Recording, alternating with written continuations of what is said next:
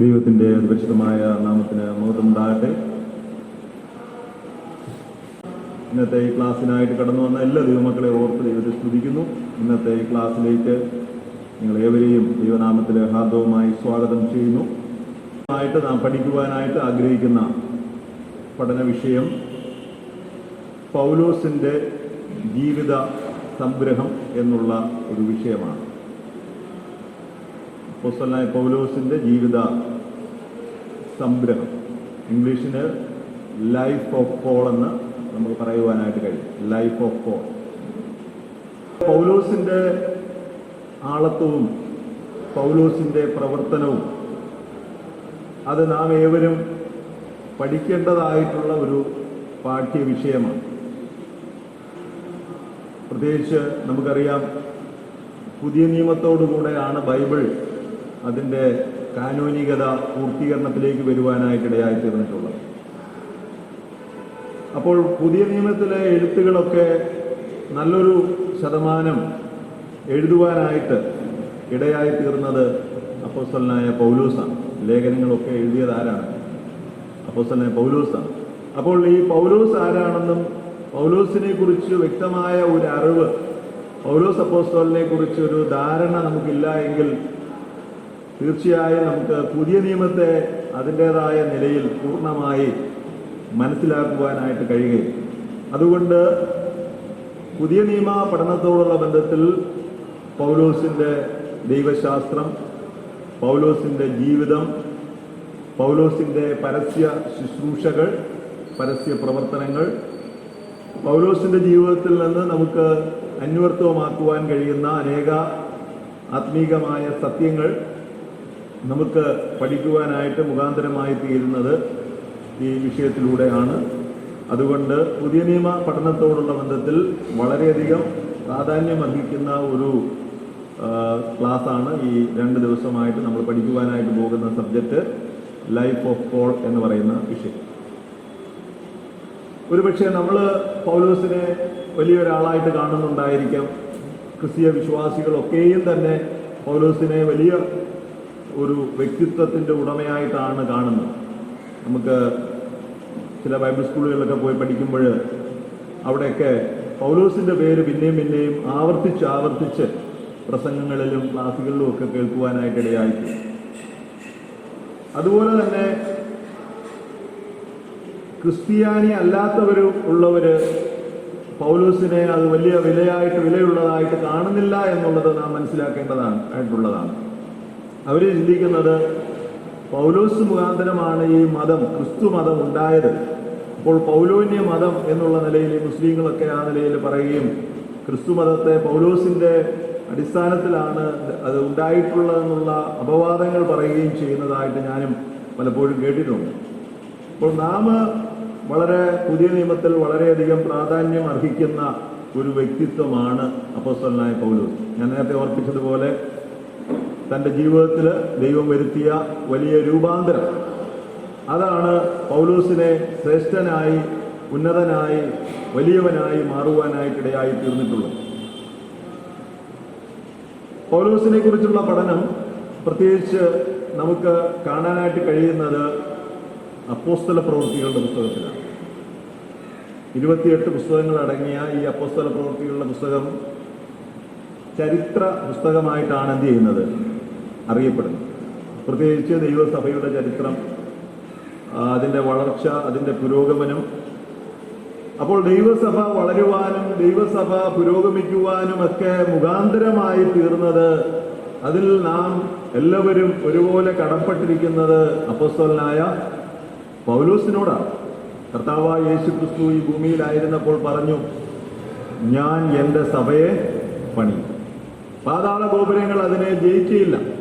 അപ്പോൾ കർത്താവ് പറഞ്ഞ ആ വാക്കുകൾ അന്വർത്ഥമായി തീരുവാൻ ഇടയായി തീർന്നത് യെരുശലേമിലെ, യഹൂദിയയിലെ, ശമരിയയിലെ, ഭൂമിയുടെ അറ്റത്തോളം സുവിശേഷത്തിൻ്റെ വ്യാപനം, ദൈവസഭയുടെ വളർച്ച, ദൈവസഭയുടെ പുരോഗമനം, അതിൻ്റെതായ നിലയിലുള്ള അത്യുച്ഛ കോടിയിലേക്ക് വരുവാൻ മുഖാന്തരമായി തീർന്നത് അപ്പോസ്തലനായ പൗലോസാണ്. ആയതിനാൽ ദൈവസഭ അപ്പോസ്തലനായ പൗലോസിനോട് കടപ്പെട്ടിരിക്കുന്നു എന്നുള്ളതാണ് നമുക്ക് കാണുവാനായിട്ട് കഴിയുന്നത്. ദൈവസഭയുടെ വളർച്ചയും ദൈവസഭയുടെ പുരോഗമനവും ഒക്കെ ഈ അപ്പോസ്തലനായ പൗലോസിന്റെ പ്രവർത്തന ശൈലിയോടുള്ള ബന്ധത്തിൽ, പ്രവർത്തനത്തോടുള്ള ബന്ധത്തിലാണ് എന്നുള്ളതിന് യാതൊരു സംശയവുമില്ല. അപ്പോസ്തല പ്രവൃത്തികളുടെ പുസ്തകത്തിന്റെ ആദ്യത്തെ അധ്യായങ്ങളിലൊക്കെ പത്രോസിന്റെ പ്രവർത്തനങ്ങളെയാണ് നമുക്ക് കാണുവാനായിട്ട് കഴിയും. എന്നാൽ പത്രോസ് പ്രധാനമായിട്ട് ജാതികളുടെ ഇടയിൽ, യഹൂദന്മാരല്ലാത്ത ജാതികളുടെ ഇടയിൽ തന്റെ പ്രവർത്തനങ്ങളെ കേന്ദ്ര വിഷയമായി പ്രവർത്തിച്ചപ്പോൾ ഈ പൗലോസിന്റെ പ്രവർത്തനം എന്ന് പറയുമ്പോൾ യഹൂദന്മാരല്ലാതെ ജാതികളുടെ ഇടയിലേക്ക് ആര് പോകുവാനിടയായി തീർന്നു? ഈ അപ്പോസ്തലനായ പൗലോസ് പോകുവാനായിട്ടിടയായി തീർന്നു. ആ നിലയിൽ ജാതികളുടെ ഇടയിലെ അപ്പോസ്തലൻ എന്നുള്ള നിലയിൽ അപ്പോസ്തലനായ പൗലോസിനെ എന്ത് ചെയ്തു? അറിയപ്പെട്ടു എന്നുള്ളതാണ് നമുക്ക് കാണുവാനായിട്ട് കഴിയുന്നത്. അപ്പോൾ ജാതികളുടെ ഇടയിലെ അപ്പോസ്തലൻ എന്നുള്ള നിലയിൽ അറിയപ്പെട്ട അപ്പോസ്തലനായ പൗലോസിന്റെ ചരിത്രം, അതുപോലെ തന്നെ മാനസാന്തരം, അതുപോലെ തന്റെ ജീവിതത്തിലുണ്ടായ മാറ്റങ്ങൾ, തന്റെ പ്രവർത്തനങ്ങളെ ഒക്കെ നമുക്ക് പഠിക്കണമെങ്കിൽ തീർച്ചയായും അപ്പോസ്തല പ്രവൃത്തികളുടെ പുസ്തകം പഠിച്ചേ മതിയാകും. അല്ലാതെ നമുക്ക് പഠിക്കുവാനായിട്ട് യാതൊരു വിധമായ സോഴ്സസും ഇല്ല. അപ്പോസ്തല പ്രവൃത്തികളുടെ പുസ്തകത്തിലാണ് 2-3 അധ്യായങ്ങളിലായിട്ട് ആവർത്തിച്ച് തന്റെ മാനസാന്തരത്തെക്കുറിച്ച് പറയുന്നു. അതുപോലെ ഗലാത്യ ലേഖനത്തിലും ഈ കാര്യങ്ങളൊക്കെ പൗലോസിന്റെ മാനസാന്തരവും ഒക്കെ നമുക്ക് കാണുവാനായിട്ട് കഴിയുന്നു. പൗലോസിന്റെ ആദ്യത്തെ പേര് ശൗൽ എന്നാണ്. ശൗൽ എന്നുള്ള പേരാണ്. പഴയ നിയമത്തില് ശൗലിനെ നമുക്ക് കാണാനായിട്ട് കഴിയുന്നുണ്ട്. ശൗലായിരുന്നു ഇസ്രയേലിന്റെ പ്രഥമ രാജാവ്. അപ്പോൾ പഴയ നിയമത്തിലെ ശൗല നമുക്ക് കാണാനായിട്ട് കഴിയുന്നുണ്ട്. ഇസ്രയേലിന് വേണ്ടി രാജ്യഭാരം ഏറ്റെടുക്കുകയും ഇസ്രയേലിനെ ഭരിക്കുകയും ചെയ്ത ഒരു രാജാവായിരുന്നു ഈ ശൗൽ എന്ന് പറയുന്ന രാജാവ്. എന്നാൽ പുതിയ നിയമത്തിലേക്ക് നാം കടന്നു വരുമ്പോൾ മാതാപിതാക്കൾ, പൗലോസിന്റെ മാതാപിതാക്കൾ വളരെ ഭക്തിയുള്ളവരും യഹൂദ പാരമ്പര്യമുള്ളവരും ഒക്കെ ആയിരുന്നിരിക്കുക. അതുകൊണ്ടാണ് പഴയ നിയമത്തിലെ ഒന്നാമത്തെ രാജാവായിരിക്കുന്ന രാജാവിന്റെ പേര് ശൗൽ എന്നുള്ള പേര് തന്നെ ആർക്ക് കൊടുക്കുവാനിടയായി തീർന്നു? ഈ അപ്പോസ്തലനായ പൗലോസിന് കൊടുക്കുവാനായിട്ടിടയായിട്ട് എന്ന് പറയുമ്പോൾ വളരെ നല്ല ഒരു യഹൂദ പശ്ചാത്തലം, മാതാപിതാക്കന്മാരൊക്കെ ആ നിലയിൽ ഭക്തിയുള്ള യഹൂദ പശ്ചാത്തലമുള്ള, പാരമ്പര്യമുള്ള, നല്ല എരിവുള്ള ആ നിലയിൽ മകന് ശൗൽ എന്നുള്ള പേര് കൊടുക്കത്തക്ക നിലയിൽ പഴയ നിയമ പുസ്തകങ്ങളെ കുറിച്ചും പഴയ നിയമത്തിലെ വ്യക്തികളെ കുറിച്ചും ഒക്കെ നല്ല അറിവുള്ള വ്യക്തികളായിരുന്നു അപ്പോസ്തലനായ പൗലോസിന്റെ മാതാപിതാക്കന്മാർ എന്ന്, മാതാവും പിതാവും എന്ന് നമുക്ക് ഗ്രഹിക്കുവാനായിട്ട് കഴിയുന്നു. അതുകൊണ്ടാണ് അപ്പോസ്തലനായ പൗലോസിന്റെ ഒന്നാമത്തെ പേര് ശൗൽ എന്നുള്ള പേര് കൊടുക്കുവാനായിട്ടിടയായി തീർന്നിട്ടുള്ളത്. അതുപോലെ തന്നെ നമുക്ക് ചിന്തിക്കുവാനായിട്ട് കഴിയുന്ന മറ്റൊരു കാര്യം, ഈ ശൗൽ എന്നുള്ള പേര് അത് പഴയ നിയമത്തിലെ ശൗലിനെ കുറിച്ച് നാം പഠിക്കുമ്പോൾ വളരെ നല്ല ഒരു ആരംഭം ഉണ്ടായിരുന്നു. ആൾക്കാരൊക്കെ കരഘോഷങ്ങളോടുകൂടെയാണ് ശൗലിനെ രാജാവായിട്ട് എന്ത് ചെയ്യുന്നത്? അവരോധിക്കുന്നത്, അഭിഷേകം ചെയ്യുന്നത്. അതിലൊക്കെ അനേക ആളുകൾ സന്തോഷിക്കുകയും ആനന്ദിക്കുകയൊക്കെ ചെയ്യുന്നതായിട്ട് കാണുവാനായിട്ട് കഴിയുന്നു. എന്നാൽ പഴയ നിയമത്തിലെ ശൗലിന്റെ അവസാനം നാം പരിശോധിക്കുമ്പോൾ വളരെ പരിതാപകരമായ നിലയിൽ, വളരെ പരാജയം അടയുന്ന നിലയിലുള്ള ഒരു അവസ്ഥയിലേക്ക് ശൗൽ വരുവാനും ആ നിലയിൽ മരണം വഴിയായി ഭൂമിയിൽ നിന്ന് മാറ്റപ്പെട്ട ഒരു വ്യക്തിയാണ് പഴയ നിയമത്തിലെ ശൗൽ. എന്നാൽ പുതിയ നിയമത്തിലെ ശൗലിനെ കുറിച്ച് നാം പഠിക്കുമ്പോൾ പുതിയ നിയമത്തിലെ ശൗലിന് അഥവാ പൗലോസിന് നല്ല ഒരു ആരംഭം അല്ലായിരുന്നു എങ്കിലും തന്റെ ജീവിത അവസാനം വളരെ മനോഹരമായ, വളരെ അനുഗ്രഹിക്കപ്പെട്ട തന്റെ ജീവിത അവസാനത്തിൽ താൻ പറഞ്ഞതാണ്, ഞാൻ നല്ല പോർ പൊരുതി, ഞാൻ വിശ്വാസം കാത്തു, ഞാൻ നല്ല ഓട്ടം തികച്ചു. ആ നിലയിൽ തന്റെ ജീവിത അവസാനത്തിൽ തന്റെ ജീവിതം ഒന്ന് അയവിറക്കിക്കൊണ്ട് തനിക്ക് പറയുവാനായിട്ട് കഴിഞ്ഞു എന്നുള്ളത് നമുക്ക് ഓർക്കുവാനായിട്ട് കഴിയുന്നുണ്ട്. പൗലോസിന്റെ ജന്മദേശം എന്ന് പറയുന്നത് തർസോസ് എന്ന് പറയുന്ന പ്രസിദ്ധമായ നഗരത്തിലാണ് പൗലോസ് ജനിച്ചത്.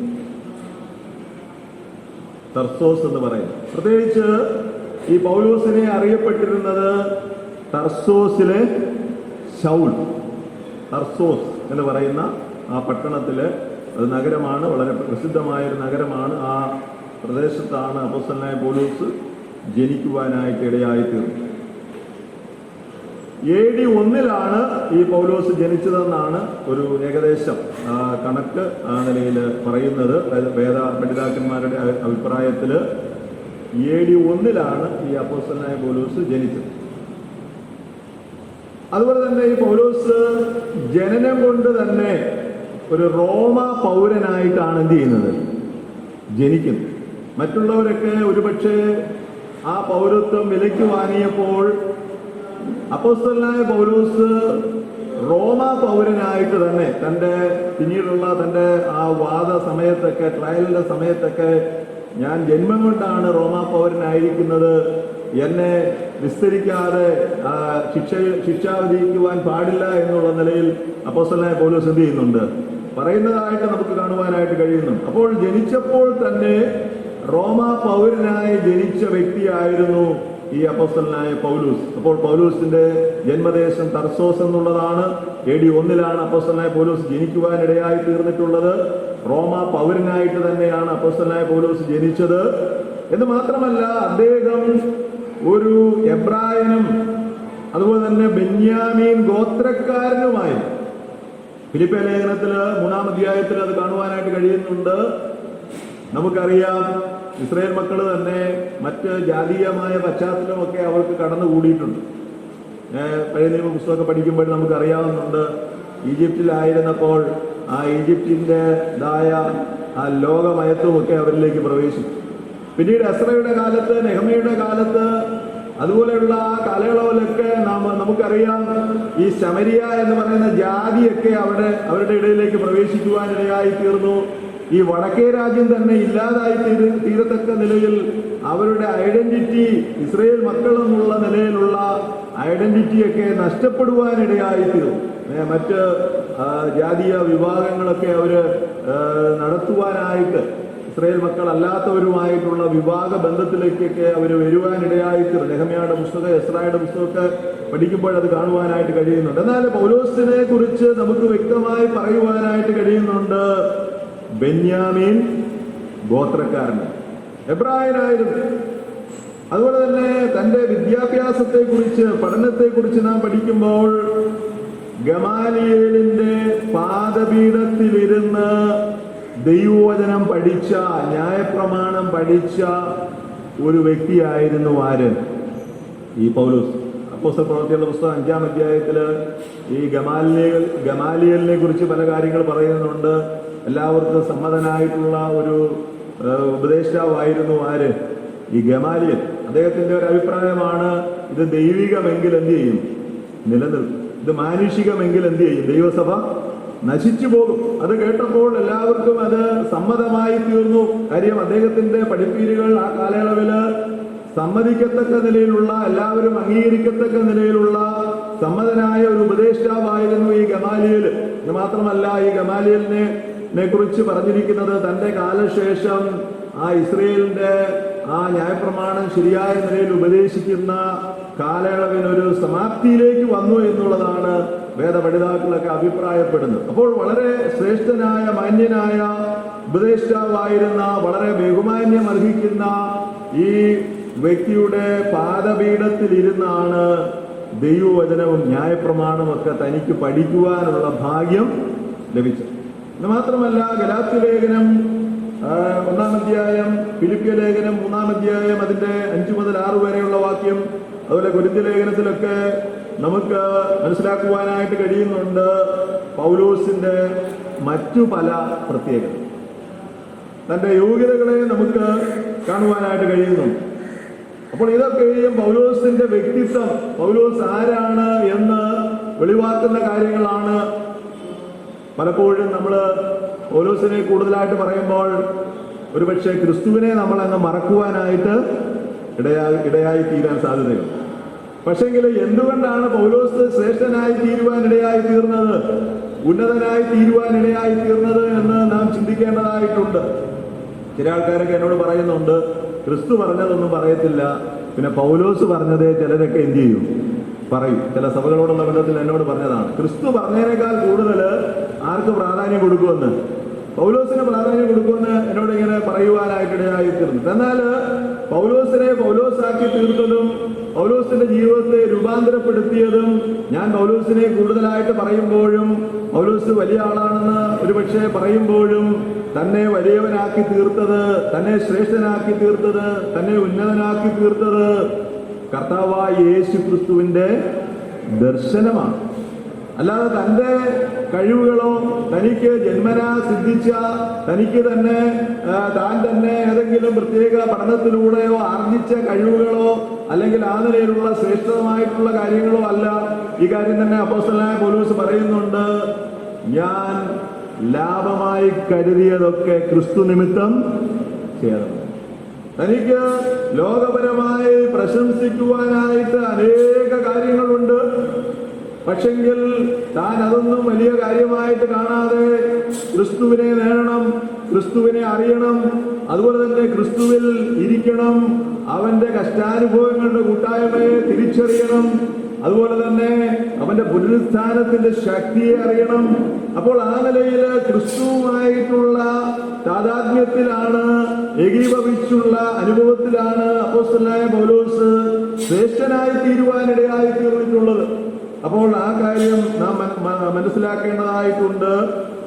തന്റെ യഹൂദ പശ്ചാത്തലവും തനിക്ക് ലോകത്തിൽ നിന്ന് ലഭിച്ച അറിവുകളും ബുദ്ധികളും ഒക്കെ താന് ഒന്നുമില്ല എന്ന് എണ്ണുവാനായിട്ടിടയായി. അതുപോലെ തന്നെ അപ്പോസ്തലനായ പൗലോസ് പറയുന്നുണ്ട്, ക്രിസ്തുവിനെ അല്ലാതെ ഒന്നും അറിയാത്തവനായിട്ട് ഞാൻ ആഗ്രഹിക്കുന്നു, ഇരിക്കുവാൻ ആഗ്രഹിക്കുന്നു. അതുപോലെ തന്നെ എനിക്ക് ജീവിക്കുന്നത് ക്രിസ്തുവും മരിക്കുന്നത് ലാഭവുമാകുന്നു. അതുപോലെ തന്നെ അപ്പോസ്തലനായ പൗലോസ് പറഞ്ഞ മറ്റൊരു കാര്യമാണ്,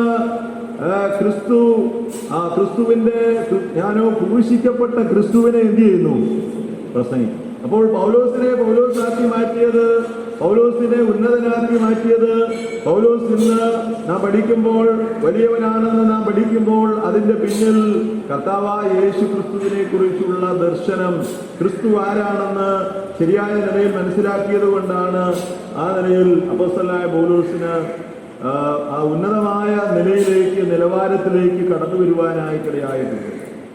അപ്പോൾ ലോകപരമായി താൻ ആ പൗലോസ് അപ്പോസ്തലനെ കുറിച്ച് ചിന്തിക്കുമ്പോൾ തനിക്ക് അനേക നിലയിലുള്ള പശ്ചാത്തലം, യോഗ്യതകൾ ഉണ്ട്. അപ്പോൾ ആ യോഗ്യതകൾ എന്നൊക്കെ പറയുമ്പോൾ താൻ ഒരു യഹൂദനായിരിക്കെ ആ നിലയിൽ ജന്മനാ തനിക്ക് ലഭിച്ച യോഗ്യതകൾ, പ്രത്യേകിച്ച് തന്റെ മാനസാന്തരത്തിന്, താൻ ക്രിസ്തുവിനെ കാണുന്നതിന്, കണ്ടുമുട്ടുന്നതിന് മുമ്പ് തനിക്ക് ലഭിച്ച ആ യോഗ്യതകളൊക്കെ നമുക്ക് കാണുവാനായിട്ട് കഴിയുന്നുണ്ട്. ആ യോഗ്യതകളൊക്കെ അപ്പോസ്തലനായ പൗലോസ് പറയുന്നുണ്ട്. എന്നാൽ ആ യോഗ്യതകളൊന്നും വലിയതായിട്ട് അപ്പോസ്തലനായ പൗലോസ് എന്ത് ചെയ്യുന്നില്ല, കരുതുന്നു. അപ്പോൾ പൗലോസ് അപ്പോസ്തലനെ കുറിച്ച് നാം ചിന്തിക്കുമ്പോൾ ഒന്നാമതായിട്ട് പൗലോസ് അപ്പോസ്തലന്റെ യോഗ്യത എന്ന് പറയുമ്പോൾ പരിച്ഛേദന ഏറ്റ വ്യക്തിയായി 8-ാം നാളിൽ എന്ത് ചെയ്തു, പരിച്ഛേദന ഏറ്റ വ്യക്തിയാണ്. നമുക്കറിയാം, പഴയ നിയമത്തിൽ പരിച്ഛേദനയെ കുറിച്ച് പഠിപ്പിക്കുന്നുണ്ട്. ആ ദൈവം ഇസ്രായേൽ മക്കൾക്ക് നൽകിയ ഒരു അടയാളമാണ്, അവർ ദൈവത്തിന്റെ വകയാണെന്നുള്ളതിന്റെ ഒരു സൈനാണ് ഏത്, പരിച്ഛേദന. എന്നാൽ പുതിയ നിയമത്തിലേക്ക് നാം കടന്നു വരുമ്പോൾ അത് ഹൃദയ പരിച്ഛേദനയാണ് നമുക്കുണ്ടാകേണ്ടതെന്ന് നമുക്ക് കാണുവാനായിട്ട് കഴിയും. അപ്പോൾ ഇവിടെ അപ്പോസ്തലനായ പൗലോസിനോടുള്ള ബന്ധത്തിൽ പരിച്ഛേദന ഏറ്റവനാണ്.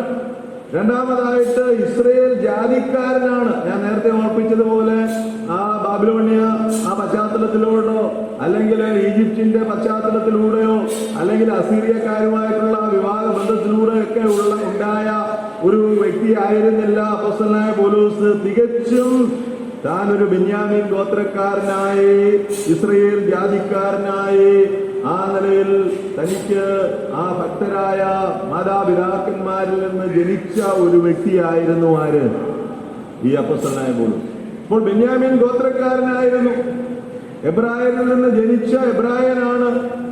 അതുപോലെ തന്നെ ന്യായപ്രമാണം സംബന്ധിച്ച് അപ്പോസ്തലനായ പൗലോസ് ആരായിരുന്നു, പരീശനായി. നമുക്കറിയാം, 2 വിഭാഗം ആളുകളാണ് പ്രധാനമായിട്ട് ആ കാലയളവിൽ ഉണ്ടായിരുന്നത്, സദൂക്യരും അതുപോലെ തന്നെ പരീശന്മാർ. ഇന്റർ ടെസ്റ്റമെന്റൽ പീരീഡ് എന്ന് പറയുന്ന സബ്ജക്റ്റ് നമ്മൾ പഠിക്കുമ്പോൾ നമുക്കത് കാണാനായിട്ട് കഴിയുന്നു. അപ്പോൾ സദൂക്യര് ഈ ദൈവദൂതന്മാരുണ്ടെന്ന് വിശ്വസിച്ചിരുന്നില്ല. അതുപോലെ തന്നെ മരണത്തിൽ അപ്പുറം ഒരു പുനരുത്ഥാനം ഉണ്ടെന്ന് ഈ സദൂക്യർ എന്ത് ചെയ്തിരുന്നില്ല, വിശ്വസിച്ചിരുന്നില്ല. എന്നാൽ അപ്പോസ്തലനായ പൗലോസ് ഈ കാര്യങ്ങളൊക്കെ വളരെ അഗാധമായി വിശ്വസിക്കുകയും അതിന്റെ ഒരു വക്താവെന്നുള്ള നിലയിൽ താൻ പഠിപ്പിക്കുകയും പ്രസംഗിക്കുകയൊക്കെ ചെയ്തിട്ടുണ്ട്. അപ്പോസ്തലപ്രവൃത്തികളുടെ പുസ്തകം നാം പഠിക്കുമ്പോൾ അത് കാണുവാനായിട്ട് കഴിയുന്നുണ്ട്. അപ്പോൾ പരിച്ഛേദനയേറ്റ വ്യക്തിയാണ്, ഇസ്രായേൽ ജാതിക്കാരനാണ്, ബെന്യാമീൻ ഗോത്രക്കാരനാണ്, എബ്രായരിൽ നിന്ന് ജനിച്ച എബ്രായനാണ്. ദൈവത്തിന്റെ ന്യായപ്രമാണം വ്യാഖ്യാനിക്കുന്നതുമായി ബന്ധപ്പെട്ട് അദ്ദേഹം ഒരു പരീക്ഷണം. പിന്നെ ആറാമത്തെ തന്റെ ഒരു യോഗ്യത എന്ന് പറയുമ്പോൾ താൻ ദൈവസഭയെ ഉപദ്രവിച്ചവനാണ്. ദൈവസഭയെ ഉപദ്രവിച്ചെന്ന് പറയുമ്പോൾ അത് നമുക്ക് മനസ്സിലാക്കുവാനായിട്ട് കഴിയേണ്ട വലിയ ഒരു യാഥാർത്ഥ്യം, തനിക്ക് ഒരു എരിവുണ്ടായിരുന്നു. എന്താണ് തന്റെ എരിവെന്ന് പറയുമ്പോൾ, ഇസ്രയേൽ ജാതി എന്നുള്ള ജാതി അല്ലാതെ ഒരു ജാതിയും ഇവിടെ ഉണ്ടാകുവാനായിട്ട് പാടില്ല. അവർ ദൈവത്തോട് പ്രാർത്ഥിക്കുന്നത് തന്നെ, ഞാനൊരു സ്ത്രീയായിട്ട് ജനിക്കാത്തതിൽ ദൈവത്തിന് സ്തോത്രം. പിന്നെ അവർ പ്രാർത്ഥിക്കുന്നത്, ഞാനൊരു ജാതീയനായിട്ട് ജനിക്കാത്തതിൽ ദൈവത്തിന് സ്തോത്രം. അപ്പോൾ അവരെ സംബന്ധിച്ച് രക്ഷ എന്നുള്ളത്, സ്വർഗത്തിൽ പോവുക എന്നുള്ളത് യഹൂദന് മാത്രമുള്ള ഒരു പ്രത്യേകതയാണ്. അതാണ് നമുക്ക് മനസ്സിലാക്കുവാനായിട്ട് കഴിയുന്നത്. ഈ ജാതികൾ എന്നുള്ളവരൊക്കെ നരകത്തിലെ ഫ്യൂവൽ എന്ന് പറഞ്ഞു കഴിഞ്ഞാൽ പെട്രോള് കത്തിക്കാൻ നമ്മൾ പെട്രോൾ വാങ്ങിച്ച് കത്തിക്കുന്നത് പോലെ, ഒരു വിറക് കൊള്ളി എങ്ങനെ ആയിരിക്കുന്നുവോ അതുപോലെയാണ് ഈ ജാതികളെ ആര് കരുതിയിരുന്നത്, യഹൂദന്മാർ കരുതി. ഇത് മാത്രമല്ല, ഏകദൈവ വിശ്വാസം, യഹോവയാണ് ദൈവം, മറ്റൊരു ദൈവവുമില്ല. 10 കൽപ്പനയിലെ 1-ാമത്തെ കൽപ്പന പറയുന്നത് പോലെ, ഞാൻ അല്ലാതെ അന്യ ദൈവങ്ങൾ നിനക്ക് ഉണ്ടാകും. അപ്പോൾ ഏക സത്യ ദൈവത്തിൽ അവർ വിശ്വസിച്ചിരുന്നു. അതുപോലെ തന്നെ അവർ പ്രാർത്ഥിക്കുന്നതും ദൈവം ഏകൻ തന്നെ. അപ്പോൾ ആ യഹോവയാണ് ദൈവം, യഹോവയല്ലാതെ മറ്റൊരു ദൈവവുമില്ല. ജാതികളായിട്ടുള്ളവരെ ദൈവസഭ എന്ന് പറഞ്ഞ് അവിടെവിടങ്ങളായി ഭവനങ്ങളിലൊക്കെ കൂടുകയും അപ്പം നുറുക്കുകയും ചെറിയ ചെറിയ കൂട്ടങ്ങളായിട്ട് നടന്ന് ഈ കാര്യങ്ങളൊക്കെ ചെയ്യുന്നവരെ ഈ ഭൂമിയിൽ നിന്ന് ഉന്മൂലനാശം ചെയ്യണം, അവരെ ഈ ഭൂമിയിൽ നിന്ന് തുടച്ചു മാറ്റണമെന്നുള്ള വാശിയോടെ, വീറോടെ, ശുഷ്കാന്തിയോടെ, വളരെ ധൈര്യത്തോടുകൂടെ താൻ പ്രവർത്തിച്ചവനാണ്. അതാണ് ശുഷ്കാന്തി സംബന്ധിച്ച് സഭയെ ഉപദ്രവിച്ചവനാണ്. നമുക്കറിയാം, നാം വിശ്വസിക്കുന്ന, നമ്മൾ അടിയുറച്ച് വിശ്വസിക്കുന്ന സത്യത്തിന് വേണ്ടി പലപ്പോഴും നമുക്ക് വീറോടും വാശിയോടും നിൽക്കുവാനായിട്ട് ഈ കാലയളവിൽ നാം എന്ത് ചെയ്യുന്നുണ്ട്, പരാജയപ്പെടും. അപ്പോൾ അങ്ങനെ ഒരു സാഹചര്യത്തിലേക്ക് നാം ഓരോരുത്തരും കടന്ന് വന്നില്ല. എന്നാൽ അപ്പോസ്തലനായ പൗലോസ് താൻ എന്ത് വിശ്വസിച്ചിരുന്നുവോ ആ വിശ്വാസത്തിനു വേണ്ടി അടിയുറച്ചു നിൽക്കുവാനും ആ വിശ്വാസത്തെ പരിപോഷിപ്പിക്കത്തക്ക നിലയിൽ താൻ പ്രവർത്തിച്ചിരുന്നു. അതാണ് നമുക്ക് അവിടെ കാണുവാനായിട്ട് കഴിയുന്നത്. ശുഷ്കാന്തി സംബന്ധിച്ച് ദൈവസഭയെ ഉപദ്രവിച്ചവനാണ്. പ്രത്യേകിച്ച് അപ്പോസ്തലപ്രവൃത്തികളുടെ പുസ്തകത്തിൽ നാം വായിക്കുമ്പോൾ നമുക്കത് കാണുവാനായിട്ട് കഴിയുന്നുണ്ട്. സ്തേഫാനോസ് എന്ന് പറയുന്ന വ്യക്തിയുടെ രക്തസാക്ഷിത്വ മരണത്തിൽ ഈ അപ്പോസ്തലനായ പൗലോസ് എന്ന് പറയുന്ന ആ ബാല്യക്കാരൻ വസ്ത്രമൊക്കെ എന്ത് ചെയ്യുന്നുണ്ട്, സൂക്ഷിച്ച് ഈ നടക്കുന്ന കാര്യങ്ങളൊക്കെ കണ്ടും കേട്ടും താനിങ്ങനെ ഇരിക്കുന്ന ആ ഒരു ചിത്രം നമുക്ക് കാണുവാനായിട്ട് കഴിയുന്നുണ്ട്. അപ്പോൾ ശുഷ്കാന്തി സംബന്ധിച്ച് സഭയെ ഉപദ്രവിച്ചവനാണ്. അതുപോലെ തന്നെ ദൈവസഭയെ ഉന്മൂലനാശം ചെയ്യണമെന്നുള്ള അധികാരപത്രം താൻ കയ്യിൽ വാങ്ങിച്ചുകൊണ്ട് വരുന്ന സമയത്താണ് തന്റെ ജീവിതത്തിൽ യേശുക്രിസ്തുവിനെ കുറിച്ചുള്ള ദർശനം കാണുവാനായിട്ട് ഇടയായി. അപ്പോൾ ദൈവസഭയെ ഉപദ്രവിച്ചവരാണ്. അതുപോലെ തന്നെ 7-ാമത്തെ തന്റെ പ്രത്യേകത എന്ന് പറയുന്നത്, ന്യായപ്രമാണത്തിലെ നീതി സംബന്ധിച്ച്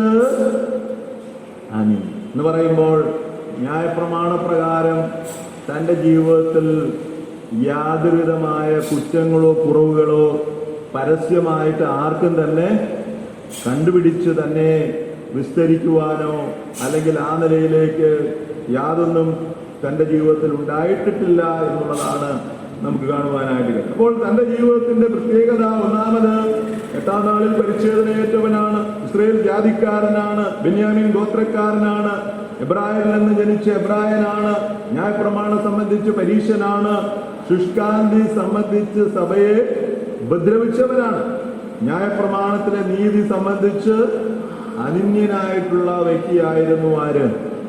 അപ്പോസ്തലനായ പൗലോസ്.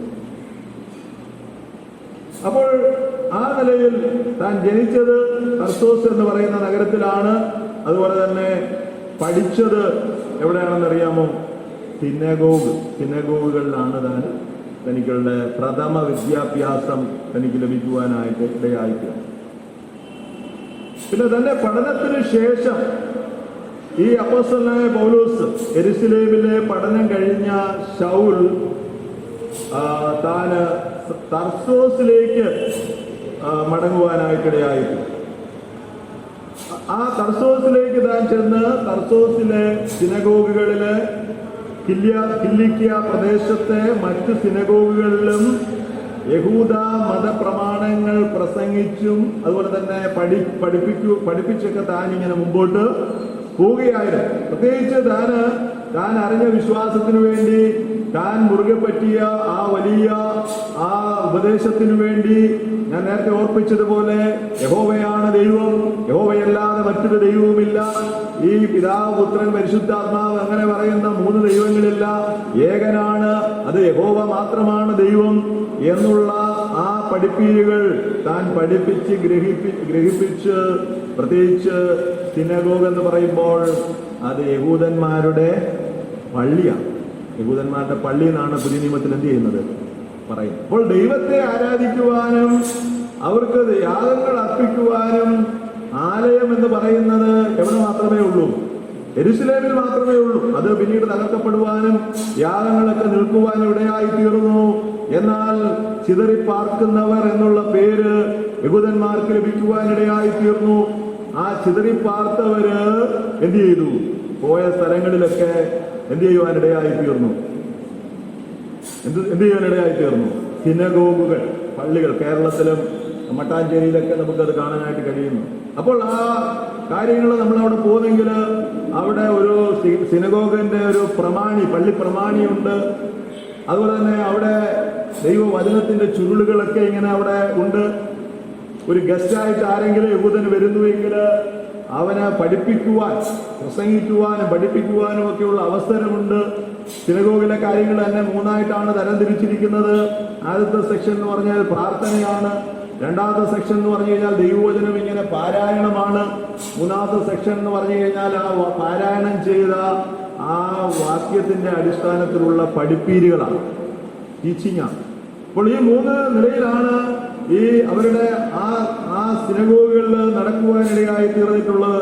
അപ്പോൾ ഒരു പരീശൻ എന്നുള്ള നിലയിൽ, യഹൂദയുടെ റബി എന്നുള്ള നിലയിൽ, വളരെ നല്ല പഠന ലഭിച്ച വ്യക്തി എന്നുള്ള നിലയിൽ ഈ അപ്പോസ്തലനായ പൗലോസ് നല്ല നിലയിൽ ദൈവവചനം പഠിപ്പിക്കുകയും അനേകരെ ഉപദേശ സത്യങ്ങൾ മനസ്സിലാക്കുവാൻ, പ്രത്യേകിച്ച് പഴയ നിയമ പ്രമാണങ്ങൾ, ന്യായപ്രമാണങ്ങളൊക്കെ പഠിപ്പിക്കത്തക്ക നിലയിൽ പ്രവർത്തിച്ച ഒരു വ്യക്തിയായിരുന്നു ഈ പൗലോസ് എന്ന് നമുക്ക് കാണുവാനായിട്ട് കഴിയും. ഞാൻ നേരത്തെ ഓർപ്പിച്ചതുപോലെ തന്റെ മാനസാന്തരത്തിന് മുമ്പുള്ള കാലയളവ്, തന്റെ മാനസാന്തരത്തിന് ശേഷമുള്ള തന്റെ കാലയളവ്, ആ നിലയിൽ നമുക്ക് അപ്പോസ്തലനായ പൗലോസിന്റെ കാലയളവ്, ജീവിത കാലയളവിനെ 2ആയിട്ട് നമുക്ക് തരംതിരിക്കുവാനായിട്ട് കഴിയുന്നുണ്ട്. അപ്പോൾ ആ നിലയിൽ തന്റെ ജീവിതം മുന്നോട്ട് പോകുമ്പോൾ സിറിയയുടെ തലസ്ഥാനമായ ദമസ്കോസ് എന്ന് പറയുന്ന ആ സ്ഥലത്ത് അനേക ക്രിസ്തീയ വിശ്വാസികൾ ഉണ്ട് എന്നുള്ള ഒരു വാർത്ത ആർക്ക് ലഭിക്കുവാനിടയായിട്ടുണ്ട്? ഈ ശൗലിന് ലഭിക്കുവാനിടയായി. അവിടെ ക്രിസ്ത്യാനികൾ തിങ്ങിപ്പാർക്കുന്ന സ്ഥലമാണ്, അനേക ക്രിസ്ത്യാനികൾ ഉണ്ട് എന്നുള്ള വാർത്ത തനിക്ക് ലഭിക്കുവാനിടയായി തീർന്നു. അപ്പോൾ അങ്ങനെ അവരെ കൂടെ കൊല്ലണം, അവരെ കൂടെ ഉന്മൂലനം ചെയ്യണം, അവരെ കൂടെ ഈ ഭൂമിയിൽ നിന്ന് തുടച്ചു മാറ്റണം എന്നുള്ള നിലയിൽ ഭീഷണി മുഴക്കിക്കൊണ്ട് അവിടെ വിശ്വാസികളെ കണ്ടെത്തി ആ വിശ്വാസികളെ ഇങ്ങനെ ചങ്ങലക്കിട്ട് ബന്ധിച്ച് യെരുശലേമിലേക്ക് കൊണ്ടുവരുവാനായിട്ടുള്ള ആ വലിയ മഹാപുരോഹിതന്റെ അധികാര പത്രവുമായിട്ട് ദമസ്കോസിലേക്ക് അപ്പോസ്തലനായ പൗലോസ് എന്ത് ചെയ്യുകയായിരുന്നു? യാത്ര ചെയ്യുക. അപ്പോൾ അപ്പോസ്തലനായ പൗലോസിന്റെ മാനസാന്തരം എന്ന് പറയുമ്പോൾ ദൈവസഭയുടെ വലിയ ഒരു വഴിത്തിരിവായിട്ടുള്ള സംഭവം. നമുക്കറിയാം, സ്തെഫാനോസിനെ കൊന്നപ്പോൾ തന്നെ ക്രിസ്തീയ വിശ്വാസികളെല്ലാം എന്ത് ചെയ്തു? ഭയപരവശരായിട്ട്. എന്ന് മാത്രമല്ല, അവര് ചിതറിപ്പോകുവാനായിട്ടിടയായി തീർന്നു. അവർക്ക് ധൈര്യം നഷ്ടപ്പെട്ട ഒരു സാഹചര്യം ഉണ്ടായി. ക്രിസ്തുവിന് വേണ്ടി കഷ്ടത അനുഭവിക്കുവാൻ, ക്രിസ്തുവിന് വേണ്ടി നിന്ന സഹിക്കുവാൻ, ക്രിസ്തുവിന് വേണ്ടി അപമാനം സഹിക്കുവാൻ അവരെ ന്യായാസനത്തിലേക്കൊക്കെ കൊണ്ടുപോകും എന്നുള്ള ആ വചനം, ക്രിസ്തു പറഞ്ഞ വചനം അതുപോലെ അക്ഷരികമായി നിറവേറ്റപ്പെടുവാനിടയായി തീർന്നു. അപ്പോൾ അങ്ങനെ വളരെ പരിതാപകരമായ അവസ്ഥയിലൂടെ ദൈവസഭ കടന്നു പോകുന്ന സാഹചര്യത്തിൽ കരുത്തനായ ഒരു വ്യക്തി ദൈവസഭയിലേക്ക് കടന്നു വരുവാനായിട്ട് ഇടയായി. അപ്പോൾ അതാണ് പൗലോസിന്റെ മാനസാന്തരത്തിലൂടെ നമുക്ക് ദൈവസഭയ്ക്ക് ലഭിച്ച ഏറ്റവും വലിയ സംഭാവന എന്ന് പറയുവാനായിട്ട് കഴിയുന്നത്. ക്രിസ്തീയ സഭയുടെ ഏറ്റവും വലിയ ശത്രു എന്ന് പറയുവാനായിട്ട് കഴിയുന്നത് അന്നത്തെ ഭരണകൂടമായിരുന്ന റോമാ ഭരണകൂടം. അതുപോലെ തന്നെ ഈ യഹൂദന്മാരായിട്ടുള്ളവരൊക്കെ ദൈവസഭയ്ക്കെതിരെ പ്രവർത്തിക്കുകയും ദൈവസഭയെ ഭൂമിയിൽ നിന്ന് ഉന്മൂലനാശം ചെയ്യത്തക്ക നിലയിലുള്ള പ്രവർത്തനങ്ങൾ ആ നിലയിൽ പ്രവർത്തിച്ച് ഇരുന്ന ആ സാഹചര്യത്തിലാണ് ഈ പൗലോസിന്റെ ജീവിതത്തിൽ വലിയ മനസ്സാന്തരം ഉണ്ടാകുവാനായിട്ടിടയായിട്ട്. നമുക്കറിയാം, ഈ സ്തെഫാനോസിനെ കല്ലെറിഞ്ഞ് ആ നിലയിൽ സ്തെഫാനോസ് ഇങ്ങനെ രക്തം ഒഴിച്ച് ലിബർത്തീനർ എന്ന് പറയുന്നവരൊക്കെ പൗലോസ് അവിടെ സ്തെഫാനോസിന് വിരുദ്ധമായി പ്രവർത്തിക്കുന്നതായിട്ട് നമുക്ക് കാണുന്നുണ്ട്. അപ്പോൾ സ്തെഫാനോസ് ഇങ്ങനെ ദൈവത്തോട് എന്ത് ചെയ്യുന്നുണ്ട്? പ്രാർത്ഥിക്കുന്നു. ഇവരുടെ പാപം എന്ത് ചെയ്യരുതേ. അതുപോലെ തന്നെ ഇവരെ ആ നിലയിൽ ആ പ്രാർത്ഥിക്കുന്ന ആ പ്രാർത്ഥന ദൈവം കേൾക്കുവാനിടയായി തീർന്നു. ദൈവസഭ എന്നും ഈ സ്തെഫാനോസിന് കടപ്പെട്ടിരിക്കുന്നു. ഈ സ്തെഫാനോസിന്റെ അന്ത്യനിമിഷത്തിൽ ദൈവത്തോട് പ്രാർത്ഥിച്ച പ്രാർത്ഥന ദൈവം കേൾക്കുകയും ദൈവസഭയ്ക്ക് ഒരു വലിയ മുതൽക്കൂട്ടായി, ദൈവസഭയ്ക്ക് വലിയൊരു പരിവർത്തനം ഉണ്ടാകത്തക്ക നിലയിൽ, ദൈവസഭയിൽ വലിയൊരു മാറ്റം വരുത്തത്തക്ക നിലയിൽ ഈ അപ്പോസ്തലനായ പൗലോസിന് ആ മാനസാന്തരം ഉണ്ടാകുവാനായിട്ടിടയായിട്ട്. അപ്പോൾ എന്നും ദൈവസഭ സ്തെഫാനോസിനോട് കടപ്പെട്ടിരിക്കുന്നു. ദൈവസഭയുടെ വളർച്ച, പുരോഗതി എന്ന് പറയുന്നത് രക്തസാക്ഷികളുടെ രക്തമാണ്. ദൈവസഭയുടെ വളർച്ചയ്ക്കും പുരോഗമനത്തിനും അത് വിത്തായി തീരുവാനായിട്ടിടയായിട്ട്. അപ്പോൾ നമുക്ക് മനസ്സിലാക്കുവാനായിട്ട് കഴിയുന്നത് ആ ഡെമസ്കോസിന്റെ യാത്രയിൽ അപ്പോസ്തല പ്രവൃത്തികളുടെ പുസ്തകം 9-ാം അധ്യായം, അപ്പോസ്തല പ്രവൃത്തികളുടെ പുസ്തകം 22-ാം അധ്യായം, 26-ാം അധ്യായങ്ങളൊക്കെ നാം പഠിക്കുമ്പോൾ ഈ പൗലോസ് അപ്പോസ്തലന്റെ മാനസാന്തരം, ഞാൻ നേരത്തെ ഓർപ്പിച്ചതുപോലെ പൗലോസ് അപ്പോസ്തലന്റെ മാനസാന്തരം ശരിയായ നിലയിൽ മനസ്സിലാക്കിയില്ല എങ്കിൽ പൗലോസ് അപ്പോസ്തലനെ കുറിച്ച് നമ്മൾക്ക് കൂടുതലായിട്ട് അറിയുവാനും മനസ്സിലാക്കുവാനും സാധിക്കും. പ്രത്യേകിച്ച് അതുകൊണ്ടാണ് ആവർത്തിച്ച് 9-ാം അധ്യായം, 22-ാം അധ്യായം, 26-ാം അധ്യായം ആവർത്തിച്ച് അപ്പോസ്തല പ്രവൃത്തികളില് പ്രത്യേകിച്ച് ലൂക്കോസ് ആണ് ഇതൊക്കെ എന്ത് ചെയ്തത്? രേഖപ്പെടുത്തുവാനിടയായി. ലൂക്കോസിനെ സംബന്ധിച്ച് നാം ചിന്തിക്കുമ്പോൾ ഒരു വൈദ്യനായിരുന്നു, താനൊരു അടിമയായിരുന്നു. തന്റെ ശുശ്രൂഷകൾ മുഖാന്തരം ആ തിയോഫിലോസ് എന്ന് പറയുന്ന വ്യക്തിക്ക് രോഗസൗഖ്യമൊക്കെ ലഭിക്കുമായിരുന്നു. എന്നാൽ പരമവൈദ്യനായ യേശു ക്രിസ്തുവിനെ പരിചയപ്പെടുത്തുന്ന ആ ഒരു ശുശ്രൂഷയിലേക്ക് വൈദ്യനായ ലൂക്കോസ് എന്ത് ചെയ്തു? വരുവാനിടയായി. രണ്ടാമത് താനൊരു ചരിത്രകാരനായിരുന്നു. താൻ വെറുതെ കാര്യങ്ങൾ എഴുതിയതല്ല. ലൂക്കോസിനെ കുറിച്ച് പറയുന്നത് വ്യക്തമായി സൂക്ഷ്മമായി എല്ലാ കാര്യങ്ങളും നിരൂപിച്ച് കണക്കുകളെല്ലാം കൂട്ടി എല്ലാം നിരത്തി വെച്ച് തനിക്ക് ശരിയെന്ന് തോന്നിയ ബോധ്യമുള്ള കാര്യങ്ങൾ കൃത്യമായിട്ട് താൻ ലൂക്കോസിന്റെ സുവിശേഷത്തിലൂടെയും അപ്പോസ്തല പ്രവൃത്തികളിലൂടെയും എന്ത് ചെയ്തു? എഴുതുവാനിടയായി തീർന്നു. ലൂക്കോസിന്റെ സുവിശേഷത്തിൽ യേശുക്രിസ്തുവിന്റെ ചരിത്രം രേഖപ്പെടുത്തിയപ്പോൾ അപ്പോസ്തല പ്രവൃത്തികളുടെ പുസ്തകത്തിൽ ദൈവസഭയുടെ ചരിത്രം താൻ രേഖപ്പെടുത്തുവാനായിട്ടിടയായി. എന്ന് മാത്രമല്ല, ലൂക്കോസിനെ കുറിച്ച് നാം പഠിക്കുമ്പോൾ മറ്റു കാര്യം മനസ്സിലാക്കുവാനായിട്ട് കഴിയുന്നത്, പൗലോസ് അപ്പോസ്തലന്റെ പ്രവർത്തനങ്ങളിൽ ഒരു സന്തത സഹചാരിയായി ഞങ്ങൾ ഞങ്ങൾ ഞങ്ങൾ എന്നുള്ള പദപ്രയോഗം ആരിൽ നമുക്ക് കാണുന്നുണ്ട്? ഈ ലൂക്കോസിൽ കാണുന്നു. അപ്പോൾ കഠിനമായ സുവിശേഷ പ്രേക്ഷിത പ്രവർത്തനങ്ങളിൽ അപ്പോസ്തലനായ പൗലോസ് ഏർപ്പെട്ടപ്പോൾ അതിലെ ഒരു പങ്കാളിത്തം വഹിച്ചുകൊണ്ട് അവരിൽ ഒരാളായി ഈ അപ്പോസ്തലനായ പൗലോസിനോടൊപ്പം സുവിശേഷ പ്രവർത്തനങ്ങളിൽ ഒരു കൈത്താങ്ങലായി സുവിശേഷ പ്രവർത്തനങ്ങളിൽ ഞങ്ങൾ അഥവാ ഞങ്ങളും അതിലൂടൊപ്പം ഉണ്ടെന്നുള്ള നിലയിൽ താന് ഒരു പ്രവർത്തനങ്ങളിൽ സഹകാരിയായി ഇരുന്ന വ്യക്തിയായിരുന്നു എന്ന് നമുക്ക് കാണുവാനായിട്ട് കഴിയും. അപ്പോൾ ഈ അപ്പോസ്തല പ്രവൃത്തികളുടെ പുസ്തകം 9-ാം അധ്യായം, 22-ാം അധ്യായം, 26-ാം അധ്യായങ്ങളിലൊക്കെ ഈ പൗലോസ് അപ്പോസ്തലന്റെ മാനസാന്തരത്തെ കുറിച്ച് നമുക്ക് കാണാനായിട്ട് കഴിയുന്നു. നമുക്കറിയാം, പലരും അവരുടെ സാക്ഷ്യമൊക്കെ പറയും.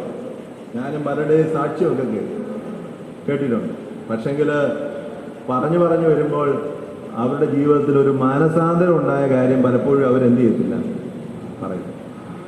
അവർ പറയും രോഗസൗഖ്യം കിട്ടി, അല്ലെങ്കിൽ പറയും ഇങ്ങനെ ഒരു ദർശനം അവർക്ക്, അല്ലെങ്കിൽ പറയും ഏതെങ്കിലും ഒരു ആവശ്യമായിട്ട് ബന്ധപ്പെട്ടിരുന്നപ്പോൾ ദൈവം ആ കാര്യമൊക്കെ എന്ത് ചെയ്തു, നിറവേറ്റി. അല്ലെങ്കിൽ ഏതെങ്കിലും ഒരു ആപത്തിൽപ്പെട്ടപ്പോൾ, അപകടത്തിൽപ്പെട്ടപ്പോൾ ദൈവം ഞങ്ങളെ രക്ഷിച്ചു.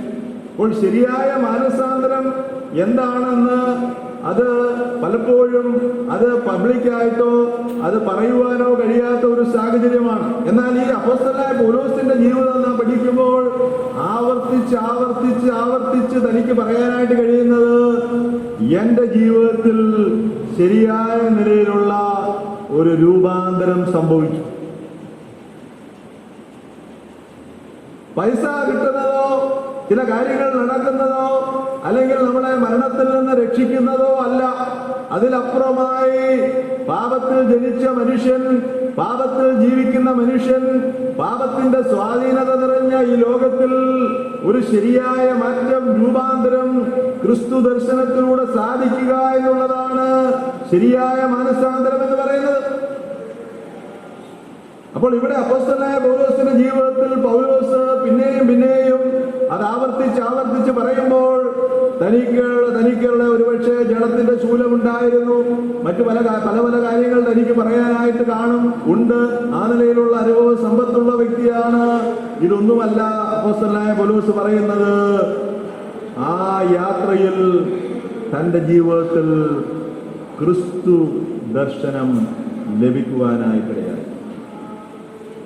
നമ്മുടെ ക്രിസ്തീയ ജീവിതത്തിൽ, നമ്മുടെ വിശ്വാസ ജീവിതത്തിൽ നമുക്ക് ഓരോരുത്തർക്കും ഉണ്ടാകേണ്ട ഒരു ദർശനം എന്ന് പറയുന്നത് ക്രിസ്തുവിന്റെ ദർശനമാണ്. ക്രിസ്തു ആരായിരിക്കുന്നു, ക്രിസ്തുവിനെ കുറിച്ചുള്ള ശരിയായ ദർശനം നമുക്ക് ഓരോരുത്തർക്കും ഉണ്ടായിരിക്കേണ്ടതാണ്. ശൗലിന്റെ മനസ്സാന്തരം ചരിത്രത്തിലെ ഏറ്റവും പ്രധാനപ്പെട്ട സംഭവങ്ങളിൽ ഒന്നായിട്ടാണ് നമുക്ക് കാണാനായിട്ട് കഴിയുന്നത്. ക്രിസ്തീയ സഭാ ചരിത്രത്തിൽ വിപ്ലവകരമായ മാറ്റം വരുത്തിയ സംഭവ വികാസമാണ് നമുക്ക് ഈ പൗലോസ് അപ്പോസ്തലനെ കുറിച്ച്, പ്രത്യേകിച്ച് തന്റെ മാനസാന്തരത്തെ കുറിച്ച് കാണുവാനായിട്ട് കഴിയും. പ്രത്യേകിച്ച് യെരുശലേമിൽ നിന്ന് 240 കിലോമീറ്റർ ദൂരമുള്ള ദമസ്കോസിലേക്ക് താനിങ്ങനെ യാത്ര ചെയ്യും. അവിടെ നമുക്ക് കാണാനായിട്ട് കഴിയുന്നത്, നട്ടുച്ച നേരം സൂര്യന്റെ പ്രകാശത്തെ കവിഞ്ഞൊരു വലിയ വെളിച്ചം പൗലോസിനെയും അവന്റെ കൂടെയുള്ള യാത്ര ചെയ്യുന്നവരെയും കൂടെ എന്ത് ചെയ്തു, ചുറ്റിപ്രകാശം. അപ്പോൾ ആ യാത്രയിൽ തന്റെ ജീവിതത്തിൽ നമുക്ക് പറയുവാൻ കഴിയുന്നതിനേക്കാൾ നമ്മുടെ വാക്കുകൾക്ക് അധീനമായി, നമ്മുടെ ചിന്തകൾക്ക് അതീതമായി ഇവിടെ അപ്പോസ്തലനായ പൗലോസിന്റെ ജീവിതത്തിൽ വലിയൊരു ദർശനം തനിക്ക് ലഭിക്കുവാനിടയായി തീർന്നു. ആ ദർശനം എന്ന് പറയുമ്പോൾ മരിച്ച് അടക്കപ്പെട്ട് ഉയർത്തെഴുന്നേറ്റ് സ്വർഗാരോഹണം ചെയ്ത ക്രിസ്തു വളരെ എക്സ്ക്ലൂസീവായിട്ട്, വളരെ പ്രത്യേകമായിട്ട് പൗലോസിന് പ്രത്യക്ഷനാകുവാനായിട്ടിടയായി. തോമസ് പറഞ്ഞു, ഞാൻ അവനെ കണ്ടിട്ടല്ലാതെ, അവന്റെ വിലാപ്പുറത്തും ഒക്കെ വിരല് കൈ കണ്ടിട്ടല്ലാതെ ഞാൻ അവനിൽ എന്ത് ചെയ്തില്ല, വിശ്വസിക്കുന്നു. ഈ യാക്കോബിന്റെ കാര്യം നാം പഠിക്കുമ്പോൾ, യേശു ക്രിസ്തുവിന്റെ സഹോദരനായ യാക്കോബ് ഈ ലോകത്തിലെ പരസ്യ ശുശ്രൂഷയിലും ആ സമയത്തൊന്നും യേശു ക്രിസ്തുവിനെ വിശ്വസിച്ചിരുന്നില്ല. എന്നാൽ മരിച്ച് അടക്കപ്പെട്ട് ഉയർത്തെഴുന്നേറ്റ ആ ക്രിസ്തു ഈ യാക്കോബിനും എന്ത് ചെയ്തു, പ്രത്യക്ഷം. അതുപോലെ ഇവിടെ അപ്പോസ്തലനായ പൗലോസും പറയുന്നുണ്ട്, അകാല പ്രജ പോലെയുള്ള എനിക്കും ഈ ക്രിസ്തു മരിച്ചവനെങ്കിലും അടക്കപ്പെട്ടവനെങ്കിലും ഉയർത്തെഴുന്നേറ്റവനായ ക്രിസ്തു ദമസ്കോസിന്റെ പടിവാതിൽക്കൽ വെച്ച് എനിക്കു വേണ്ടി, എനിക്കു മാത്രമായിട്ട് പ്രത്യക്ഷനായി. ഇവിടെ പൗലോസ് തന്നെയല്ല യാത്ര ചെയ്തത്, പൗലോസിനോടൊപ്പം വേറെ കുറച്ച് ആൾക്കാരോടൊക്കെ എവിടേക്ക് പോകുന്നുണ്ടായിരുന്നു. അപ്പോൾ അങ്ങനെ ദമസ്കോസിലേക്ക് താൻ പോയപ്പോൾ ഈ ബാക്കിയുള്ളവർക്കൊന്നും കാണാൻ കഴിയാത്ത, ബാക്കി ആർക്കും ലഭിക്കാത്ത വലിയ അനുഭവം ഈ അപ്പോസ്തലനായ പൗലോസിന് മാത്രം ലഭിക്കുവാനിടയായി തീർന്നു. മരിച്ചവനെങ്കിലും അടക്കപ്പെട്ടവനെങ്കിലും ഉയർത്തെഴുന്നേറ്റ് സ്വർഗാരോഹണം ചെയ്ത ക്രിസ്തു ഈ അപ്പോസ്തലനായ പൗലോസിന് മാത്രം പ്രത്യക്ഷനായി. അത് നട്ടുച്ച നേരത്ത് സൂര്യന്റെ വലിയ പ്രകാശത്തെ കവിഞ്ഞൊരു വെളിച്ചം ഉണ്ടായിരുന്ന ആ സാഹചര്യത്തിൽ ഈ പൗലോസിന് വലിയ ഒരു പ്രകാശം ചുറ്റി മിന്നുവാനായിട്ടിടയായി തീർന്നു.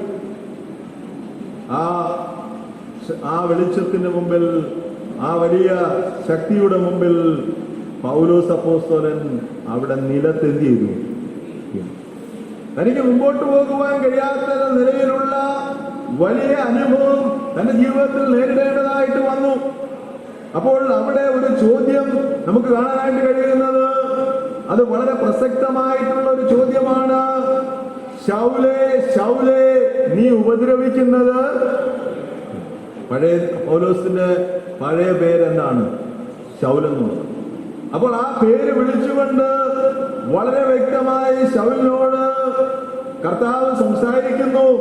ശൗലേ, ശൗലേ, നീ എന്നെ ഉപദ്രവിക്കുന്നത് എന്ന് മാത്രമല്ല, മുള്ളിന് നേരെ ഉദയ്ക്കുന്നത് നിനക്ക് വിഷമമാകുന്നു എന്ന് ആരോട് പറഞ്ഞു? ഈ കാളയും ഈ കുതിരയൊക്കെ ഇങ്ങനെ ഉഴുവുമ്പോൾ, അപ്പോൾ ആ കാളയും ഈ കുതിരയൊക്കെ അവരുടെ കാലിങ്ങനെ, അതിന്റെ കാലിങ്ങനെ പുറകോട്ട് ഇങ്ങനെ തൊഴിക്കാൻ, അത് ഇത് നയിച്ചുകൊണ്ട് പോകുന്നതിന് തൊഴിക്കാനായിട്ടുള്ള സാധ്യത. അപ്പോൾ അങ്ങനെ തൊഴിക്കാതിരിക്കാൻ വേണ്ടി ഒരു ഇരുമ്പ് ദണ്ണ് ഇങ്ങനെ അവിടെ കടിപ്പിക്കും. അപ്പോൾ ഇങ്ങനെ തൊഴിക്കുന്ന വേളയിൽ ആ കുറെ നിൽക്കുന്ന ആളുടെ ദേഹത്ത് വരാതെ ഈ തൊഴിക്കുന്ന തൊഴി എവിടേക്കാണ് കൊള്ളുന്നത്? ഈ ഇരുമ്പ് ദണ്ഡിലേക്കാണ് കൊള്ളുന്നത്. അത് ചെറിയ വേദന ഉളവാകുക മാത്രമല്ല, കൂടുതലായിട്ട് മുന്നോട്ട് പോകുവാനും അവർ ചെയ്യുന്ന ജോലി കൂടുതലായി പ്രവർത്തിക്കുവാനുള്ള ആർജവം ആ കാളയ്ക്കും കഴുതിക്കും ഒക്കെ ലഭിക്കും. ഇവിടെ അതേ ചോദ്യമാണ് ചോദിക്കുന്നത്. മുള്ളിന് നേരെ ഉദയ്ക്കുന്നത് നിനക്ക് വിഷമമാകും. ഉടനെ തന്നെ അവിടെ ചോദിക്കുന്ന ചോദ്യമാണ്, കർത്താവിനോട് ചോദിക്കുകയാണ്, നീ ആരാകുന്നു കർത്താവേ? കർത്താവേ, നീ ആരാണ്? ഈ ശബ്ദം അവിടെ മുഴങ്ങുവാനിടയായി തീർന്നു.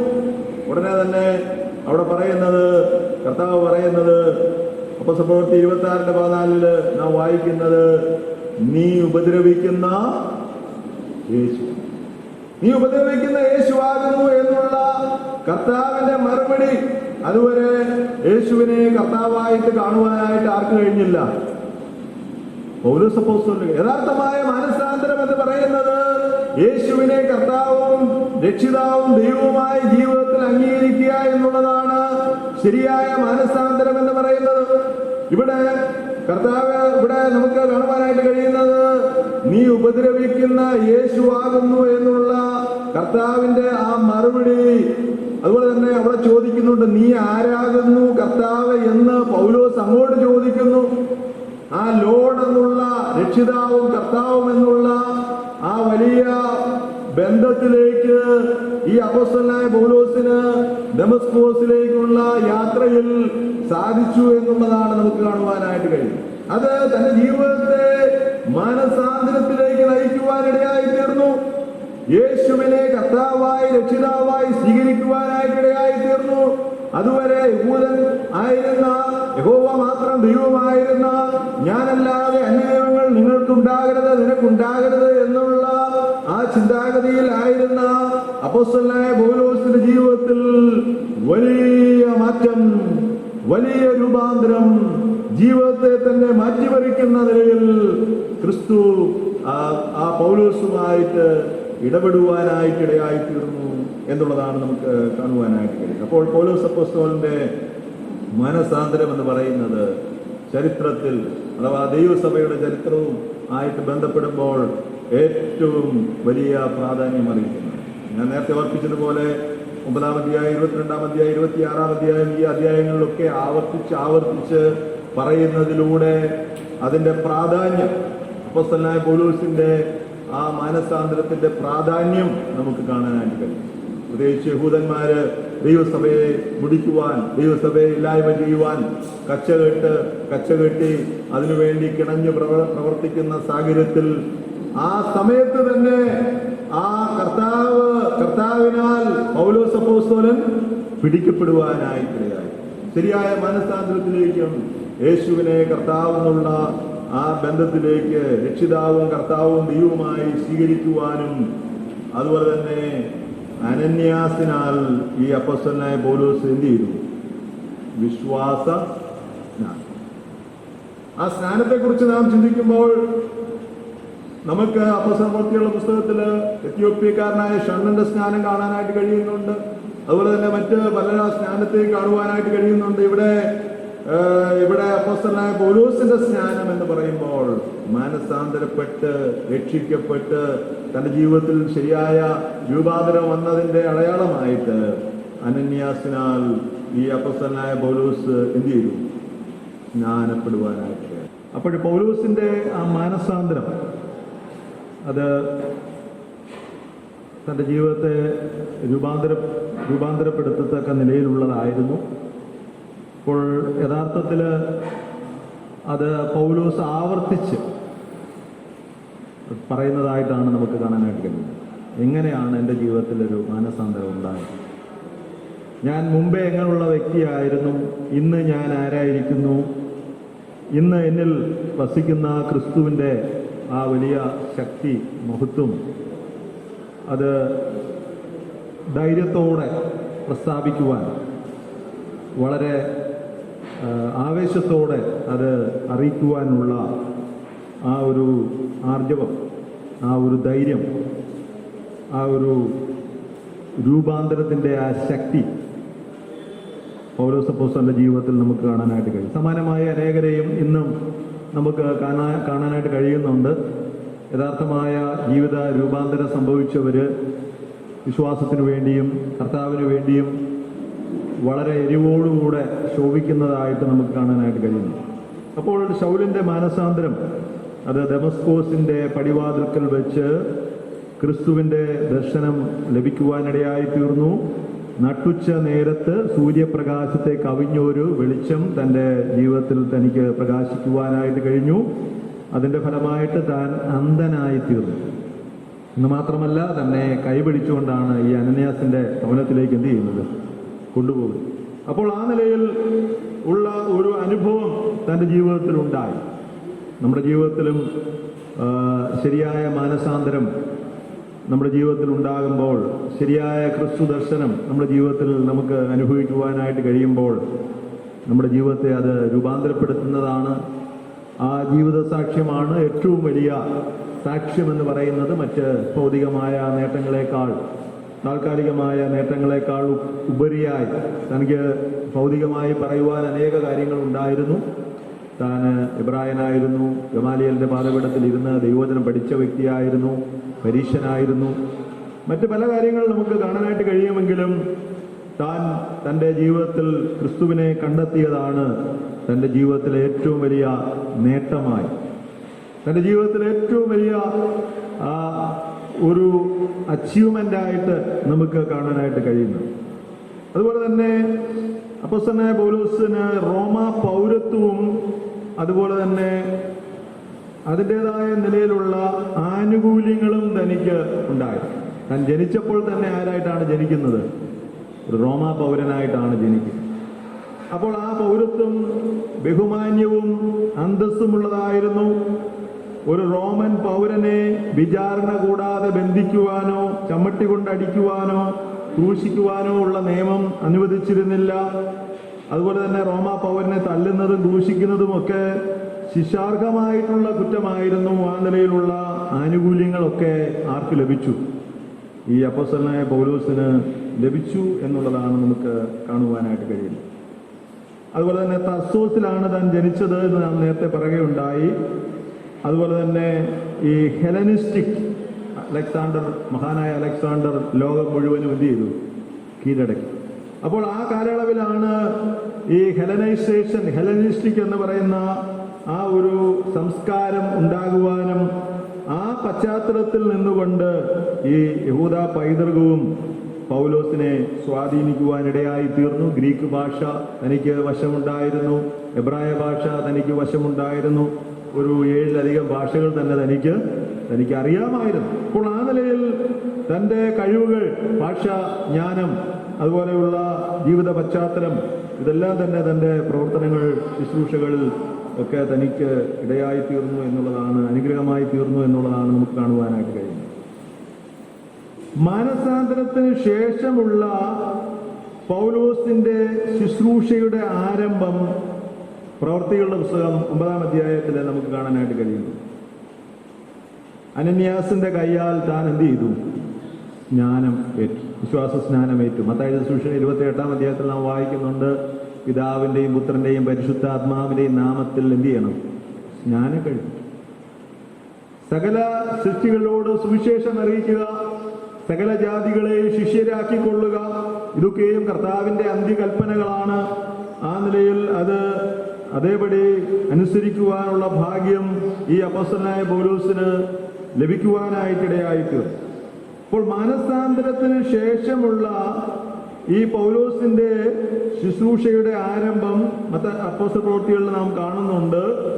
പൗലോസിന് പ്രത്യക്ഷപ്പെട്ട് നൽകിയ ആജ്ഞാനുസരണം ആ അപ്പോസ്തലനായ പൗലോസ് അനന്യാസ് എന്ന ദൈവഭക്തന്റെ കൈയാൽ വിശ്വാസ സ്നാനം എന്ത് ചെയ്തു? സ്വീകരിച്ചു. തുടർന്ന് തനിക്ക് ലഭിച്ച കൃപയുടെ അടിസ്ഥാനത്തിൽ യേശു ക്രിസ്തുവിനെ കുറിച്ചുള്ള പ്രസംഗം താൻ പ്രസംഗിക്കുവാനായിട്ട് ആരംഭിച്ചു. ഒരിക്കൽ സഭയെ നശിപ്പിക്കുക എന്ന ലക്ഷ്യത്തോടെ പ്രവർത്തിച്ച പൗലോസ് മാനസാന്തരത്തിന് ശേഷം യേശു ക്രിസ്തു ദൈവമാണ്, ദൈവപുത്രനാണ് എന്ന് പള്ളികളിൽ, സിനഗോഗുകളിലൊക്കെ താൻ എന്ത് ചെയ്തു? പഠിപ്പിച്ചു. ഒരിക്കൽ താൻ ക്രിസ്തുവിന് വിപരീതമായി പ്രവർത്തിച്ചു, ദൈവസഭയ്ക്ക് വിപരീതമായി പ്രവർത്തിച്ചു. എന്നാൽ ഇന്ന് തന്റെ ജീവിതത്തിൽ ശരിയായ മാനസാന്തരം ഉണ്ടായി.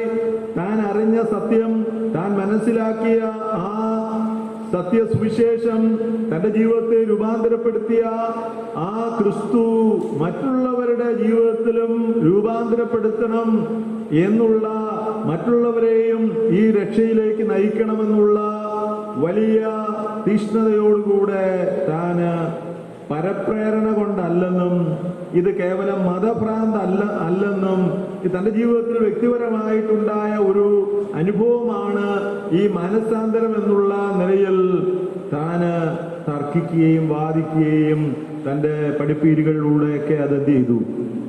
തെളിയിച്ചു. ഒരുപക്ഷെ അദ്ദേഹത്തിന് ഭ്രാന്താണെന്ന് ഒരുപക്ഷെ ഉള്ളവരായിരിക്കാം. ഏതെങ്കിലും പരപ്രേരണ കൊണ്ടാണ് ഈ കാര്യങ്ങളൊക്കെ നടക്കുന്നതെന്ന് ഒരുപക്ഷെ ചിന്തിക്കാമായിരിക്കാം.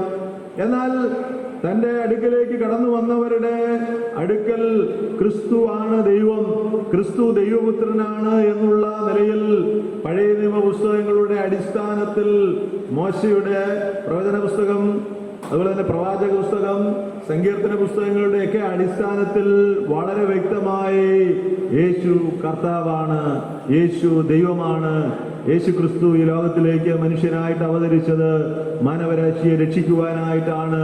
ഈ യേശു ക്രിസ്തുവിൽ വിശ്വസിക്കുന്നതിലൂടെ മാത്രമേ രക്ഷ പ്രാപിക്കുവാനായിട്ട് കഴിയുകയുള്ളൂ, നിത്യജീവൻ പ്രാപിക്കുവാനായിട്ട് കഴിയുകയുള്ളൂ.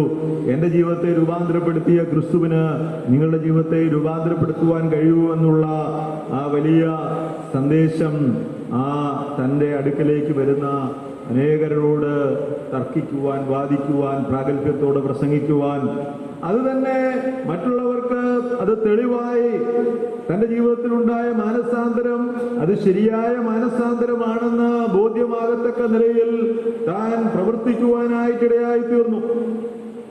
എന്ന് മാത്രമല്ല, ഈ മാനസാന്തരത്തിന് ശേഷമായിട്ട് അപ്പോസ്തലനായ പൗലോസ് പോയത് എവിടേക്കാണെന്നറിയാമോ? അറേബ്യയിലേക്കാണ്. എന്നാൽ നാം മനസ്സിലാക്കേണ്ട കാര്യം, ഈ അറബിയിലേക്ക് പോയ കാര്യം അപ്പോസ്തല പ്രവൃത്തികൾ എന്ത് ചെയ്തിട്ടില്ല, രേഖപ്പെടുത്തി. ലൂക്കോസ് അത് ഇഗ്നോർ ചെയ്തു, ഒരു പക്ഷേ എഴുതാൻ വിട്ടുപോയതായി. എന്നാൽ ലൂക്കോസ് വിട്ടുപോയ കാര്യം പൗലോസ് സ്വന്തം കൈയാൽ എഴുതുമ്പോൾ താൻ പോയ സ്ഥലങ്ങളെ കുറിച്ച് താൻ എന്ത് ചെയ്യുന്നു, പറയുന്നുണ്ട്, വെളിപ്പെടുത്തുന്നുണ്ട് എന്ന് വിചാരിച്ചുകൊണ്ട് അത് ശരിയല്ല എന്ന് നമുക്ക് ചിന്തിക്കുവാനായിട്ട് കഴിയുകയില്ല. അദ്ദേഹം തന്നെ ആ കാര്യം എഴുതുമ്പോൾ ലൂക്കോസ് എഴുതുന്നതിനേക്കാൾ കൂടുതൽ ആധികാരികത ആരുടെ എഴുത്തിലാണ്? പൗലോസിന്റെ എഴുത്ത്. അതുകൊണ്ട് നിശ്ചയമായും നമുക്ക് ചിന്തിക്കുവാനായിട്ട് കഴിയുന്നത്, തന്റെ മാനസാന്തരത്തിന് ശേഷം ഏകദേശം കൃത്യം 3 വർഷം, 3 years, 3 വർഷം അപ്പോസ്തലനായ പൗലോസ് അറേബ്യയിലേക്ക് പോകുവാനിടയായി തീർന്നു.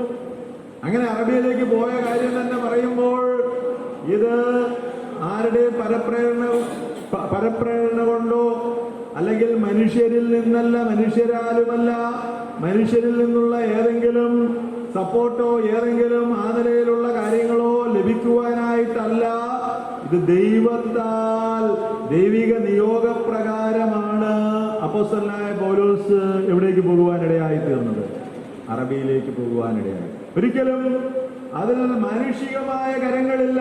അതുകൊണ്ടാണ് അപ്പോസ്തലനായ പൗലോസ് പറഞ്ഞത്, എനിക്കൊരു പക്ഷേ യെരുശലേമിലേക്ക് പോകാമായിരുന്നു, യെരുശലേമിൽ എനിക്ക് വലിയ സ്വീകരണമൊക്കെ ലഭിക്കുമായിരുന്നു, മുൻ പരിചയമുള്ള സീനിയർ ആയിട്ടുള്ള അപ്പോസ്തലന്മാരെ എനിക്ക് കാണുവാനായിട്ട് കഴിയുമായിരുന്നു, പത്രോസിനെ, കേഫാവിനെ, അങ്ങനെയുള്ള വലിയ അപ്പോസ്തലന്മാരുടെ അടുക്കൽ പോയി അവരുടെ കാൽക്കീഴിൽ ഇരുന്ന് എനിക്ക് ചില മുഖപരിചയമൊക്കെ ഉണ്ടാകത്തക്ക നിലയിൽ പ്രവർത്തിക്കാമായിരുന്നു. എങ്കിലും മനുഷ്യരിൽ നിന്നല്ല, മനുഷ്യരാലുമല്ല, ഇത് ദൈവത്താൽ ദൈവിക നിയോഗപ്രകാരമായിട്ടാണ് ഈ കാര്യങ്ങൾ നടന്നത് എന്ന് വരുന്ന നിലയിൽ, അഥവാ മനസ്സിലാകത്തക്ക നിലയിൽ അറേബ്യ എന്ന് പറയുന്ന ആ സ്ഥലത്തേക്ക് പോകുവാനായിട്ടിടയായി. പഴയ നിയമ പുസ്തകം നാം പഠിക്കുമ്പോൾ, ഞാൻ നിന്നെ മരുഭൂമിയിലേക്ക് എന്ത് ചെയ്യും, അവിടെ നിനക്ക് അനേക കാര്യങ്ങൾ ഞാൻ നിന്നെ എന്ത് ചെയ്യും, പഠിപ്പിക്കും. പഴയ നിയമ പ്രവാചകന്മാരുടെ പുസ്തകത്തിൽ നമുക്കത് കാണാനായിട്ട് കഴിയും.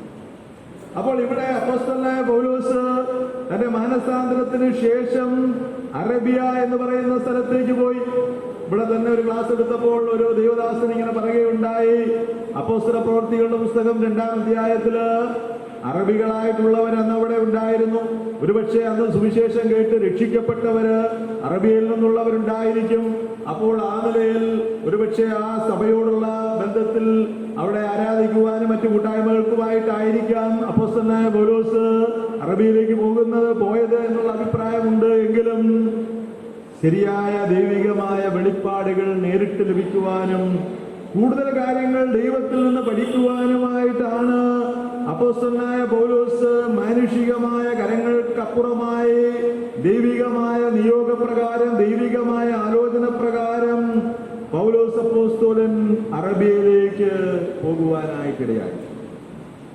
അവിടെ ആയിരുന്ന സമയത്ത് 3 വർഷക്കാലം ദൈവത്തിൽ നിന്നുള്ള ശരിയായ ജ്ഞാനം ദൈവത്തിൽ നിന്നുള്ള ദൈവത്തെക്കുറിച്ചുള്ള ശരിയായ അറിവ് തനിക്ക് പാരമ്പര്യമായി ലഭിച്ച അറിവുകളേക്കാൾ അപ്പുറമായി, തന്റെ മാതാപിതാക്കന്മാരിൽ നിന്ന് തനിക്ക് ലഭിച്ച അറിവുകളേക്കാൾ അപ്പുറമായി ജീവിതത്തെ രൂപാന്തരപ്പെടുത്തുവാൻ കഴിയുന്ന, മനുഷ്യ ജീവിതങ്ങളെ മാറ്റുവാൻ കഴിയുന്ന പൗലോസിനെ പോലെയുള്ള ശക്തിമാന്മാരായിട്ടുള്ള വ്യക്തികളെ രൂപാന്തരപ്പെടുത്തുവാൻ കഴിയുന്ന, ഒരുപക്ഷെ യഹൂദ സംസ്കാരത്തിനു വേണ്ടി, യഹൂദ തത്വജ്ഞാനത്തിനു വേണ്ടി, ന്യായപ്രമാണത്തിനു വേണ്ടി ഒരിക്കൽ നിലകൊണ്ട പൗലോസിനെ രൂപാന്തരപ്പെടുത്തുവാൻ ദൈവത്തിന് കഴിയും. ആ ദൈവശാസ്ത്രത്തിന്റെ, ക്രിസ്തുശാസ്ത്രത്തിന്റെ, രക്ഷാശാസ്ത്രത്തിന്റെ ശരിയായ വെളിപ്പാട് അപ്പോസ്തലനായ പൗലോസിന് അറേബ്യയിൽ നിന്ന് ലഭിക്കുവാനിടയായി തീർന്നു. വിശ്വാസത്താലുള്ള നീതീകരണത്തെ കുറിച്ചുള്ള പാഠം, അതുപോലെ തന്നെ ക്രിസ്തു ആരാണ്, ക്രിസ്തുവിലൂടെയുള്ള ശരിയായ ക്രിസ്തുവിന്റെ ആളത്വം, ക്രിസ്തു ദൈവമാണ്, മനുഷ്യനാണ്, ദൈവസഭ എന്താണ്, ദൈവസഭയുടെ വളർച്ച എന്താണ്, പുരോഗതി എന്താണ്, ദൈവസഭയുടെ ഭാവി എന്താണ്, അതുപോലെയുള്ള ക്രിസ്തീയ സ്വാതന്ത്ര്യം എന്താണ്, ശരിയായ ധാർമ്മികത എന്താണ്, ഈ കാര്യങ്ങളൊക്കെ ശരിയായ നിലയിൽ പഠിക്കുവാൻ, മനസ്സിലാക്കുവാൻ ദൈവത്തിൽ നിന്നുള്ള ശരിയായ വെളിപ്പാടുകൾ ലഭിച്ച് അനേക ലേഖനങ്ങൾ ദൈവസഭയ്ക്ക് സംഭാവന ചെയ്യുവാൻ അപ്പോസ്തലനായ പൗലോസിന് മുഖാന്തരമായി തീർന്നത് മാനസാന്തരത്തിന് ശേഷം തന്റെ ജീവിതത്തിലുണ്ടായ ദൈവത്തിന്റെ നേരിട്ടുള്ള ഇടപെടലുകളിലും അതുപോലെയുള്ള വെളിപ്പാടുകൾ തനിക്ക് ലഭിച്ചതുമാണ്. അതുപോലെ തന്നെ ശൗൽ കൂടുതൽ ശക്തിയോടെ ദമസ്കോസിലെ സിനഗോഗുകളിൽ ക്രിസ്തുവിനെ കുറിച്ച് പ്രസംഗിച്ചു. ഒന്നിലധികം സിനഗോഗുകളിൽ അപ്പോസ്തലനായ പൗലോസ് എന്ത് ചെയ്തിട്ടുണ്ട്? നമുക്കറിയാം, പൗലോസ് അപ്പോസ്തലന്റെ ഒരു തന്ത്രമായി ആൾക്കാരെല്ലാം വിചാരിക്കുന്നത് യഹൂദന്മാരെ കുറിച്ച്, യഹൂദ ദൈവത്തെക്കുറിച്ചും ഒക്കെ ആയിരിക്കും പ്രസംഗിക്കുന്നതെന്നാണ് വിചാരിക്കുന്നത്. പക്ഷെങ്കിൽ പ്രസംഗിച്ച് വരുമ്പോൾ അവസാനം ആരെക്കുറിച്ചാണ് പ്രസംഗിക്കുന്നത്? യേശു ക്രിസ്തു മശിഹായാണ്. നിങ്ങൾ വിശ്വസിക്കുന്ന മശിഹ, നിങ്ങൾ അഭിഷിക്തനെന്ന് കരുതുന്ന ശരിയായ വ്യക്തി എന്ന് പറയുന്നത് യേശു ക്രിസ്തുവാണ്. നമ്മൾ തന്നെ പരസ്യങ്ങൾക്കൊക്കെ പോയി അവിടെ ആദ്യം മദ്യവും മയക്കുമരുന്നും അങ്ങനെയുള്ള കാര്യങ്ങളൊക്കെ പറഞ്ഞ് അവസാനമേ നമുക്ക് ഇത്തിരി സമയം യേശു ക്രിസ്തുവിനെ കുറിച്ച് എന്ത് ചെയ്യാനായിട്ട് പറയുള്ളൂ. അതുപോലെ അപ്പോസ്തലനായ പൗലോസ് അപ്പോസ്തലന്റെ പ്രവർത്തന ശൈലിയെ കുറിച്ച് നാം പഠിക്കുമ്പോൾ എല്ലാവർക്കും വേണ്ടി എല്ലാമായി തീർന്നു. യഹൂദനെ നേടേണ്ടതിനു വേണ്ടി യഹൂദന്മാരുടെ ഇടയിൽ ചെന്നപ്പോൾ ഒരു യഹൂദനായി മാറി. ഞാനൊരു യഹൂദനാണ്, ഞാനൊരു ബെന്യാമിൻ ഗോത്രക്കാരനാണ്, ഞാൻ എബ്രായരിൽ നിന്ന് ജനിച്ച ഒരു എബ്രായനാണ്, ഞാൻ നിങ്ങളിൽ ഒരുവനാണ്, ഞാൻ ക്രിസ്തുവിനെ കണ്ടെത്തി, ആ ക്രിസ്തു എന്നെ രൂപാന്തരപ്പെടുത്തി, ആ ക്രിസ്തു നിങ്ങളെ രൂപാന്തരപ്പെടുത്തി. അതുപോലെ ജാതികളായിട്ടുള്ളവരുടെ അടുക്കൽ ചെന്നപ്പോൾ ഞാൻ യഹൂദനായിരുന്നുവെങ്കിലും എന്റെ കർത്താവ് എന്നെ രൂപാന്തരപ്പെടുത്തി, ഞാൻ ആ പാരമ്പര്യമെല്ലാം വിട്ടു, ക്രിസ്തു നിമിത്തം ഞാൻ എല്ലാം ഛേദമെന്നെണ്ണി, ക്രിസ്തുവിന്റെ ജ്ഞാനം, ക്രിസ്തുവിനെ കുറിച്ചുള്ള അറിവ്, ക്രിസ്തുവിന്റെ മഹത്വമാണ് ഏറ്റവും ശ്രേഷ്ഠമെന്നുള്ള കാര്യം ജാതികളുടെ ഇടയിലേക്ക് അറിയിക്കുവാനിടയായി. അതുപോലെ തന്നെ അപരിഷ്കൃതരായിട്ടുള്ള ആളുകളുടെ അടുക്കൽ ചെന്നു. ബാർബേറിയൻസ് ആയിട്ടുള്ള ഭാഷ ശരിയായി ഉപയോഗിക്കുവാൻ കഴിയാത്തവരുടെ അടുക്കൽ ചെന്നു. എല്ലാവരുടെ ഇടയിലും എല്ലാമായി തീർന്നു. എങ്ങനെയെങ്കിലും ഏതു വിധേനയെങ്കിലും ചിലരെ നേടേണ്ടതിനു വേണ്ടി അപ്പോസ്തലനായ പൗലോസിന്റെ ജീവിതത്തിലെ രൂപാന്തരം തന്റെ പ്രവൃത്തികളിലൂടെ വെളിപ്പെടുത്തി എന്നുള്ളതാണ് നമുക്ക് കാണുവാനായിട്ട് കഴിയും. അപ്പോൾ ഈ സിനഗോഗുകളിലൊക്കെ അപ്പോസ്തലനായ പൗലോസ് യേശു ക്രിസ്തുവിനെ കുറിച്ച് പ്രസംഗിച്ചു. കേൾവിക്കാര് യഹൂദന്മാരായിരുന്നത് കൊണ്ട് ഒരുപക്ഷെ ആദ്യമൊക്കെ കാര്യങ്ങൾ കേട്ടു, എന്നാൽ പിന്നീട് തന്റെ പ്രസംഗത്തിൽ ക്രിസ്തുവിനെ കുറിച്ചൊക്കെ പറഞ്ഞപ്പോൾ അതിൻ്റെതായ എതിർപ്പുകളൊക്കെ തന്റെ ജീവിതത്തിൽ നേരിടേണ്ടതായിട്ട് വന്നു. അത് നമുക്ക് പ്രവർത്തനങ്ങളുടെ പുസ്തകം പഠിക്കുമ്പോൾ മനസ്സിലാക്കുവാനായിട്ട് കഴിയും. അതുപോലെ റോമൻ ഭരണാധികാരി, അദ്ദേഹത്തിന്റെ തന്നെ കാലിഗുള എന്ന് പറയുന്ന ഒരു രാജാവ്, അദ്ദേഹത്തിന്റെ തന്നെ ഒരു വിഗ്രഹവും മറ്റു കാര്യങ്ങളൊക്കെ യെരുശലേം ദേവാലയത്തിൽ എന്ത് ചെയ്തു? വയ്ക്കുവാനായിട്ടുള്ള ഒരു ശ്രമം നടത്തി. അപ്പോൾ ഈ യഹൂദന്മാരായിട്ടുള്ളവർ ഈ ക്രിസ്ത്യാനികളുടെ പുറകെ പോകുന്ന കാര്യം അങ്ങ് നിർത്തിവെച്ചിട്ട് ഈ രാജാവിനെ എങ്ങനെങ്കിലും ഉന്മൂലനാശം ചെയ്യണം. കാര്യം അദ്ദേഹത്തിന്റെ പ്രതിമയോ ദേവാലയത്തിൽ വയ്ക്കുന്നത് ഒരിക്കലും അവരുടെ വിശ്വാസ പ്രമാണങ്ങൾക്ക് ശരിയായ നിലയിൽ അപ്പോൾ അവര് ഈ ക്രിസ്ത്യാനികളെ നശിപ്പിക്കുന്നതിലും ക്രിസ്ത്യാനികളുടെ പുറകെ പോകുന്ന കാര്യവും അവസാനിപ്പിച്ച് ഈ രാജാവിനെ എങ്ങനെയെങ്കിലും ഉന്മൂലനാശം ചെയ്യണമെന്നുള്ള നിലയിൽ രാജാവിന്റെ പുറകെ പോകുവാനിടയായി തീർന്നു. അതും ഒരു പരിധിവരെ ദൈവസഭയുടെ വളർച്ചയ്ക്ക്, ദൈവസഭയുടെ പുരോഗമനത്തിന് അപ്പോസ്തലനായ പൗലോസിനെ പോലുള്ളവർക്ക് സുവിശേഷം പ്രസംഗിക്കുവാനും ഒക്കെ മുഖാന്തരമായി തീർന്നു. അത് ദൈവസഭയുടെ വളർച്ചയ്ക്കും പുരോഗമനത്തിനും ഒക്കെ എന്ത് ചെയ്തു? മുഖാന്തരമായി തീർന്നു എന്നുള്ളതാണ് നമുക്ക് കാണുവാനായിട്ട് കഴിയുന്നത്. അപ്പോൾ പല നിലയിൽ തൻ്റെ ജീവിതത്തിൽ പ്രതികൂലങ്ങൾ കടന്നു വരേണ്ടതായിട്ട് വന്നു. സിനഗോഗുകളിൽ ക്രിസ്തുവിനെ കുറിച്ച് പ്രസംഗിച്ചു. യഹൂദന്മാരും ദമസ്കോസിലെ അരേദ രാജാവിൻ്റെ പടയാളികളും ചേർന്ന് ശൗലിനെ വധിക്കുവാനായിട്ട് ഗൂഢാലോചന നടത്തി. ശിഷ്യന്മാർ രാത്രിയിൽ അദ്ദേഹത്തെ ഒരു കുട്ടയിലാക്കി മതിൽ വഴിയായിട്ട് എന്ത് ചെയ്തു? രക്ഷപ്പെടുത്തി ഇറക്കിക്കൊണ്ടുപോയതായിട്ട് നാം വായിക്കും. അവൻ ആ രാത്രിയിൽ യെരുശലേമിലേക്ക് ഓടി എന്ത് ചെയ്തു? രക്ഷപ്പെടുവാനായിട്ടിടയായി. പിന്നീട് നാം പഠിക്കുവാനായിട്ട് ആഗ്രഹിക്കുന്നത് പൗലോസ് അപ്പോസ്തലന്റെ മിഷണറി യാത്രകൾ. മിഷണറി യാത്രകൾ എന്ന് പറയുമ്പോൾ എത്ര മിഷണറി യാത്രകളാണ് പ്രധാനമായിട്ടുള്ളത്? 3 യാത്രകൾ. ഞാൻ നേരത്തെ ഓർപ്പിച്ചതുപോലെ അപ്പോസ്തല പ്രവൃത്തികളുടെ പുസ്തകത്തിൽ നമുക്കത് കാണാനായിട്ട് കഴിയും. അപ്പോൾ ഈ അപ്പോസ്തല പ്രവൃത്തികളുടെ പുസ്തകം നാം പഠിക്കുമ്പോൾ അതിൻ്റെ പ്രാരംഭ അധ്യായങ്ങളിൽ പത്രോസിന്റെ പ്രവർത്തനമാണ് നാം എന്ത് ചെയ്യുന്നത്? കാണുന്നത്.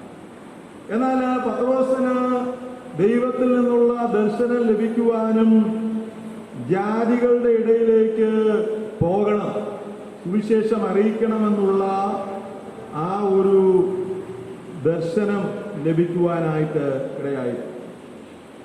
അതാണ് നമുക്ക് അപ്പോസ്തല പ്രവൃത്തികളുടെ പുസ്തകം 10-ാം അധ്യായം 11-ാം അധ്യായത്തിലൊക്കെ അത് കാണുവാനായിട്ട് കഴിയുന്നു. അതുപോലെ തന്നെ അന്ത്യോക്യ എന്ന് പറയുന്ന ആ സ്ഥലത്താണ് ആദ്യമായിട്ട് ശിഷ്യന്മാർക്ക് ക്രിസ്ത്യാനികൾ എന്നുള്ള പേര് ലഭിക്കുവാനിടയായി. അപ്പോൾ അന്ത്യോക്യ എന്ന് പറയുന്ന ആ സഭയും ആ സ്ഥലവും വളരെ പ്രാധാന്യം അർഹിക്കുന്നതാണ്. യെരുശലേം സ്ഥലം പോലെ തന്നെ പ്രാധാന്യം അർഹിക്കുന്ന ഒരു സ്ഥലമാണ് ഈ അന്ത്യോക്യ എന്ന് പറയുന്ന സ്ഥലം. അപ്പോസ്തല പ്രവൃത്തികളുടെ പുസ്തകം 13-ാം അധ്യായം അതിന്റെ 3-ഉം 4-ഉം വാക്യം ഒന്ന് വായിക്കാം. അപ്പോസ്തല പ്രവൃത്തികളുടെ പുസ്തകം 13-ാം അധ്യായം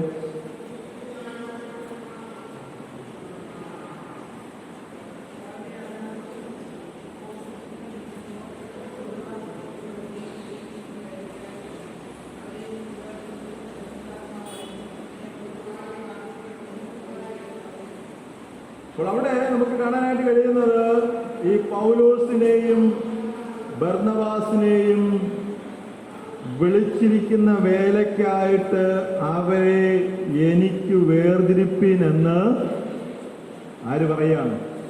പരിശുദ്ധാത്മാവ്. അപ്പോൾ അത് അപ്പോസ്തലനായ പൗലോസിന്റെ ജീവിതത്തിലെ ഒരു ടേണിംഗ് പോയിന്റാണ്. ഇന്ന് പലരും സുവിശേഷ വേലയ്ക്ക് ഇറങ്ങുമ്പോൾ സഭയൊന്നും അതിൻ്റെ പിന്നിൽ എന്ത് ചെയ്യുന്നില്ല, സഭ അറിയുന്നത് പോലുമില്ല.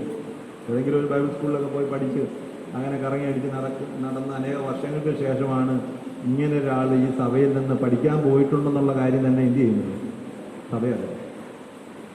എന്നാൽ ഇവിടെ അപ്പോസ്തല പ്രവൃത്തികൾ നമ്മൾ പഠിക്കുമ്പോൾ ശരിയായ മാതൃകകൾ നാം അനുവർത്തിക്കേണ്ട, നാം മനസ്സിലാക്കേണ്ട, ഒരു വ്യക്തി രക്ഷിക്കപ്പെടുമ്പോൾ, ഒരു വ്യക്തി മനസ്സാന്തരത്തിന്റെ അനുഭവത്തിലേക്ക് കടന്നു വരുമ്പോൾ അദ്ദേഹത്തെ പ്രാർത്ഥിച്ച് പറഞ്ഞയക്കേണ്ട വലിയ ഒരു ഉത്തരവാദിത്വം ദൈവസഭയ്ക്കുണ്ടെന്നും ആ ബോധ്യം പരിശുദ്ധാത്മാവ് ദൈവസഭയ്ക്ക് നൽകണമെന്നുള്ള വലിയ ഒരു മുന്നറിയിപ്പുമാണ് നമുക്ക് ഈ 13-ാം അധ്യായത്തിൽ നമുക്ക് കാണുവാനായിട്ട്. ഒരുപക്ഷെ ദൈവം അയക്കാത്തവരെ ദൈവത്തിന്റെ വേലയ്ക്കായിട്ട് പോകുവാനായിട്ട് ഇവിടെ അപ്പോസ്തലനായ പൗലോസിനോടുള്ള ബന്ധത്തിൽ നാം വായിക്കുമ്പോൾ, ഞാൻ ബർന്നബാസിനെയും ശൗലിനെയും വിളിച്ചിരിക്കുന്ന വേലയ്ക്കായിട്ട് അവരെ എനിക്ക് വേർതിരിപ്പിനെന്ന് പരിശുദ്ധാത്മാവ് ദൈവസഭയ്ക്ക് ബോധ്യം കൊടുക്കുകയും അവരെ ആ വേലയ്ക്ക് വേണ്ടി വേർതിരിക്കുകയും അവരെ ഉപവസിച്ച് പ്രാർത്ഥിച്ച് അവരുടെ മേൽ കൈവച്ചിട്ട് അവരെ മിഷണറി യാത്രയ്ക്കായിട്ട് എന്ത് ചെയ്തു? അതിന്റെ പിന്നിൽ ആരാണ് പ്രവർത്തിക്കുന്നത്? പരിശുദ്ധാത്മാവ്. ആ പ്രത്യേക പ്രവൃത്തിക്കായിട്ട് അവരെ വേർതിരിക്കുകയാണ്. വിളിച്ച് വേർതിരിച്ച് അവരെ ആ നിലയിൽ ദൈവം ഉപയോഗിക്കുന്നതായിട്ടാണ് നമുക്ക് കാണുവാനായിട്ട് കഴിയുന്നത്. അന്ത്യോക്യയിലെ സഭയിൽ വെച്ച് പരിശുദ്ധാത്മാവിന്റെ നിർദ്ദേശത്തിൽ, പ്രത്യേകിച്ച് അപ്പോസ്തല പ്രവൃത്തികളുടെ പുസ്തകത്തെ അറിയപ്പെടുന്നത് അപ്പോസ്തല പ്രവൃത്തികളെന്ന് അറിയപ്പെടുന്നുവെങ്കിലും പരിശുദ്ധാത്മാവിന്റെ പ്രവൃത്തികളുടെ പുസ്തകമാണ് ഏത് പുസ്തകം?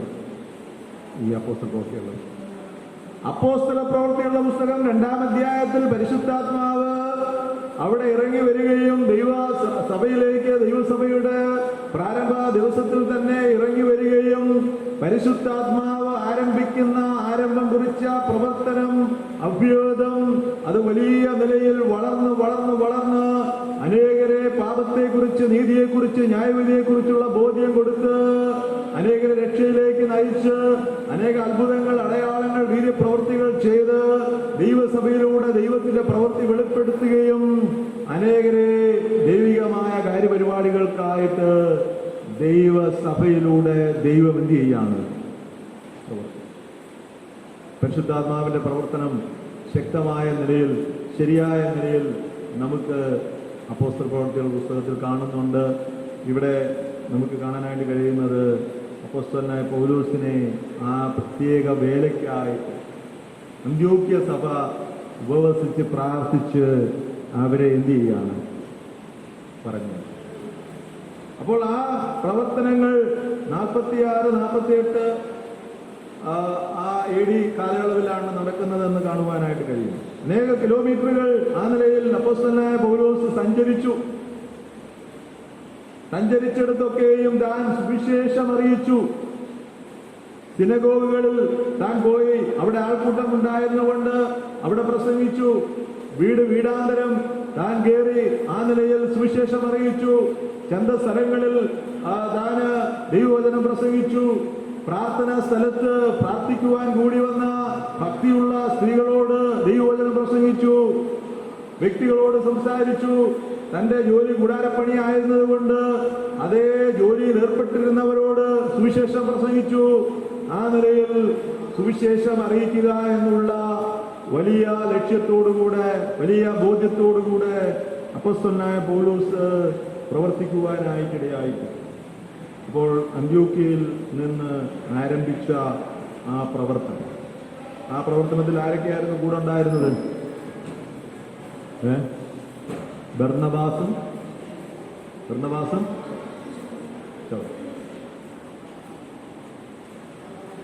മറ്റുള്ളവരൊക്കെ പൗലോസിനെ സംശയദൃഷ്ടിയാൽ നോക്കി. അവരൊക്കെ നോക്കിയിട്ട് പറഞ്ഞു, പൗലോസിന് ശരിയായ ഒരു രൂപാന്തരം എന്ത് ചെയ്തിട്ടില്ല, സംഭവിച്ചു. ദൈവസഭയെ ഉപദ്രവിച്ചവനാണ്.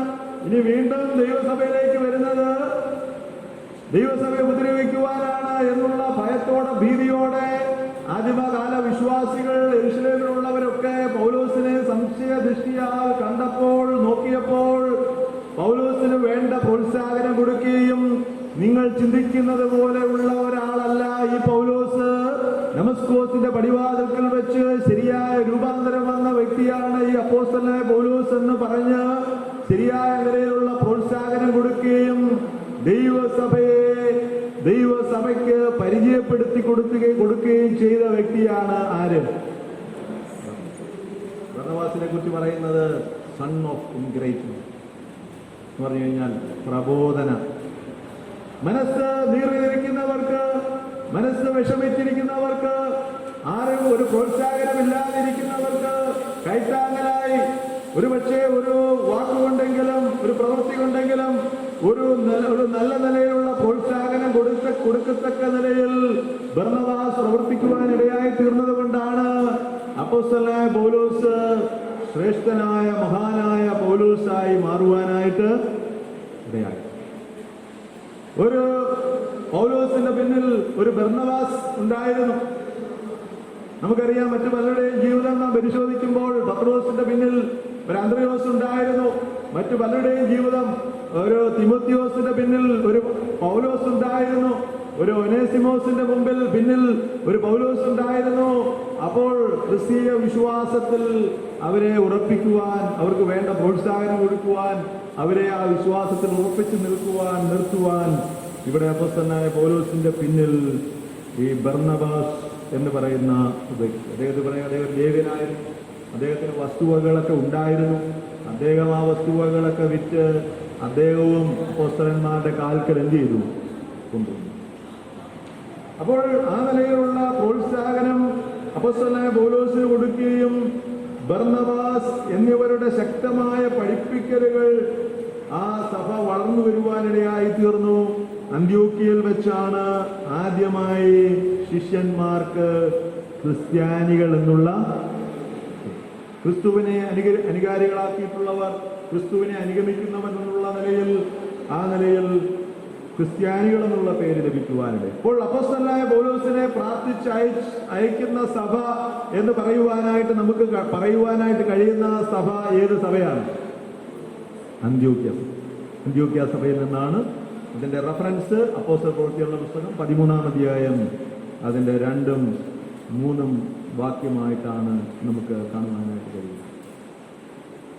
അത് ശേഷമായിട്ട് അപ്പോസ്തലനായ പൗലോസ് പരിശുദ്ധാത്മാവ് അവരെ പറഞ്ഞയക്കുകയും അവര് വിവിധ പ്രദേശം, ഏഷ്യ, യൂറോപ്പ്, അതുപോലെ തന്നെ റോമൻ പട്ടണങ്ങൾ, അങ്ങനെയുള്ള പല പ്രദേശങ്ങളിൽ ഇന്നത്തെ കാലത്തല്ല അന്നത്തെ കാലത്ത് എന്ത് ചെയ്തു?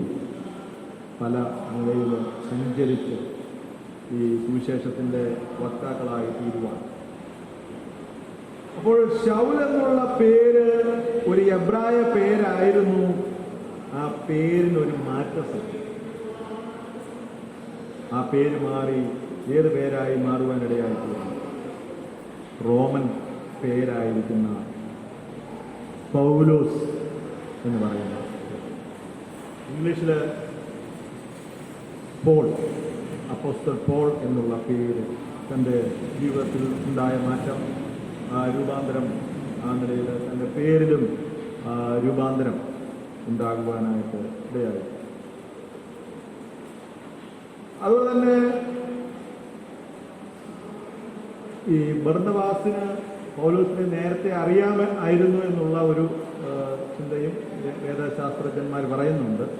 ബാക്കി ആരുമായിട്ട് പൗലോസിന് മുഖപരിചയമില്ലാതിരുന്നപ്പോൾ ഈ ബർന്നബാസിന് ഒരു പക്ഷേ കൂടെ പഠിക്കുകയോ ഒരേ പ്രായക്കാരോ ഒരേ ക്ലാസ്സിലിരിക്കുകയോ ഏതെങ്കിലും സിനഗോഗുകളിലൊക്കെ ഇരുന്ന് പഠിച്ചുള്ള ഒരു സാധ്യത എന്ന് പറയുന്നുണ്ട്. അപ്പോൾ ഈ ബർന്നബാസാണ് പൗലോസിന് വേണ്ട കൈത്താങ്ങലും വേണ്ട പ്രോത്സാഹനവും ആ നിലയിൽ സുവിശേഷ വേലയോടുള്ള ബന്ധത്തിന് നൽകിയത് എന്നാണ് നമുക്ക് കാണുവാനായിട്ട്. അപ്പോൾ അന്ത്യോക്യയിലെ സഭയിൽ വെച്ച് പരിശുദ്ധാത്മാവിന്റെ നിർദ്ദേശത്താൽ ഈ ബർന്നബാസിനെയും ശൗലിനെയും വേലയ്ക്ക് വേർതിരിച്ചു. പരിശുദ്ധാത്മാവ് അവരെ പറഞ്ഞയച്ചിട്ട് അവർ തുറമുഖ പട്ടണമായ സെലൂക്കിയിലേക്ക് ചെന്നു. അവിടെ നിന്ന് കപ്പൽ കയറി സൈപ്രസ് ദ്വീപിലേക്ക് പോയി. അതുപോലെ സലാമിസിൽ ചെന്നു. യഹൂദന്മാരുടെ അവിടെയൊക്കെ ചിതറിപ്പോയവരാണ് യഹൂദന്മാര്. അവിടെയൊക്കെ ദൈവവചനം എന്ത് ചെയ്തു? ഞാൻ നേരത്തെ പറഞ്ഞതുപോലെ പൗലോസിന്റെ തൻ്റെ പ്രവർത്തന ശൈലികളിൽ വളരെ പ്രാധാന്യം അർഹിക്കുന്ന ഒരു പ്രവർത്തന ശൈലിയായിരുന്നു സിനഗോഗുകളിൽ കടന്നു ചെന്ന് അവിടെയുള്ള യഹൂദന്മാരോട് ദൈവത്തിന്റെ വചനം അറിയിക്കും, സുവിശേഷം അറിയിക്കുക എന്നുള്ളത്. ആ നിലയിൽ അവിടെ പോയ സ്ഥലങ്ങളിലൊക്കെ പൗലോസ് അപ്പോസ്തലന് അവസരം ലഭിച്ചു. ദൈവവചനം പ്രസംഗിക്കുവാനുള്ള അവസരങ്ങൾ താൻ ശരിയായ നിലയിൽ ഉപയോഗിക്കുവാനിടയായി തീർന്നു. അതുകൊണ്ടാണ് അപ്പോസ്തലനായ പൗലോസ് പിന്നീട് പറയുന്നത്, നിങ്ങളുടെ സമയം തക്കത്തിൽ ഉപയോഗിക്കും. അതുപോലെ തന്നെ be ready in season and out off season. എല്ലായ്പ്പോഴും ദൈവവചനം പ്രസംഗിക്കുവാൻ ഒരുങ്ങിയിരിക്കുക.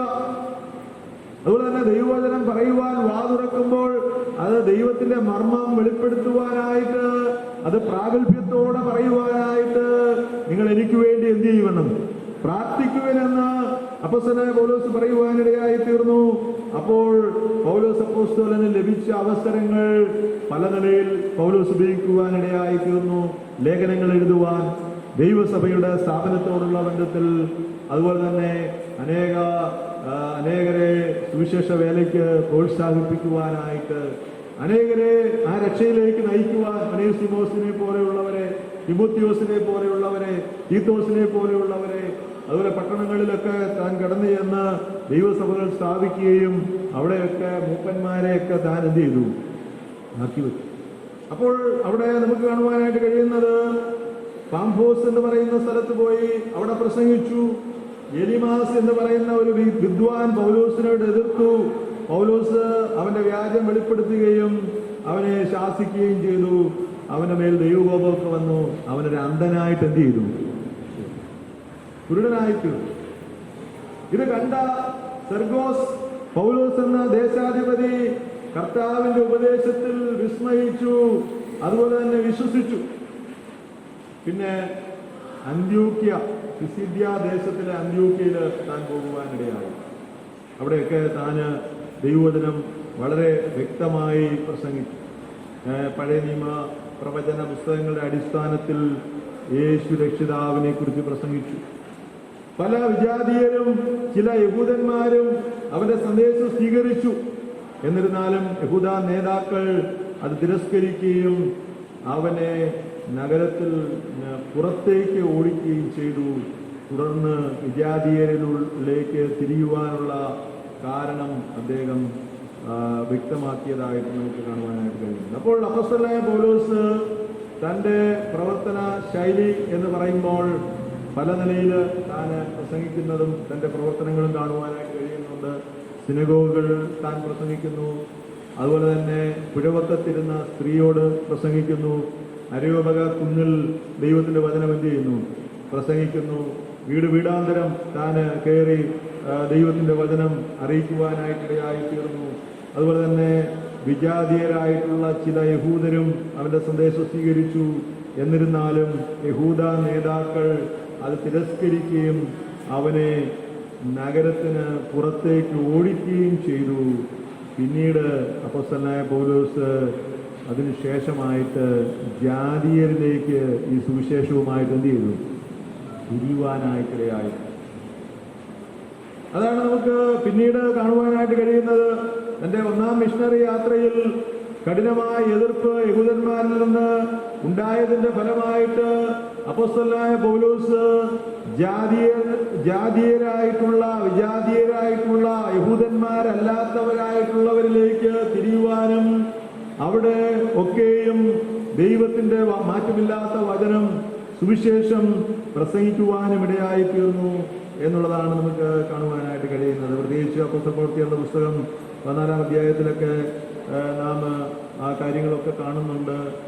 ലുസ്തിയിൽ വെച്ച് എഴുന്നേക്കാൻ കഴിയാത്ത ജനനം മുതൽ അംഗവൈകല്യമുള്ള ഒരു മനുഷ്യനെ പൗലോസ് എന്ത് ചെയ്തു? സുഖപ്പെട്ടു.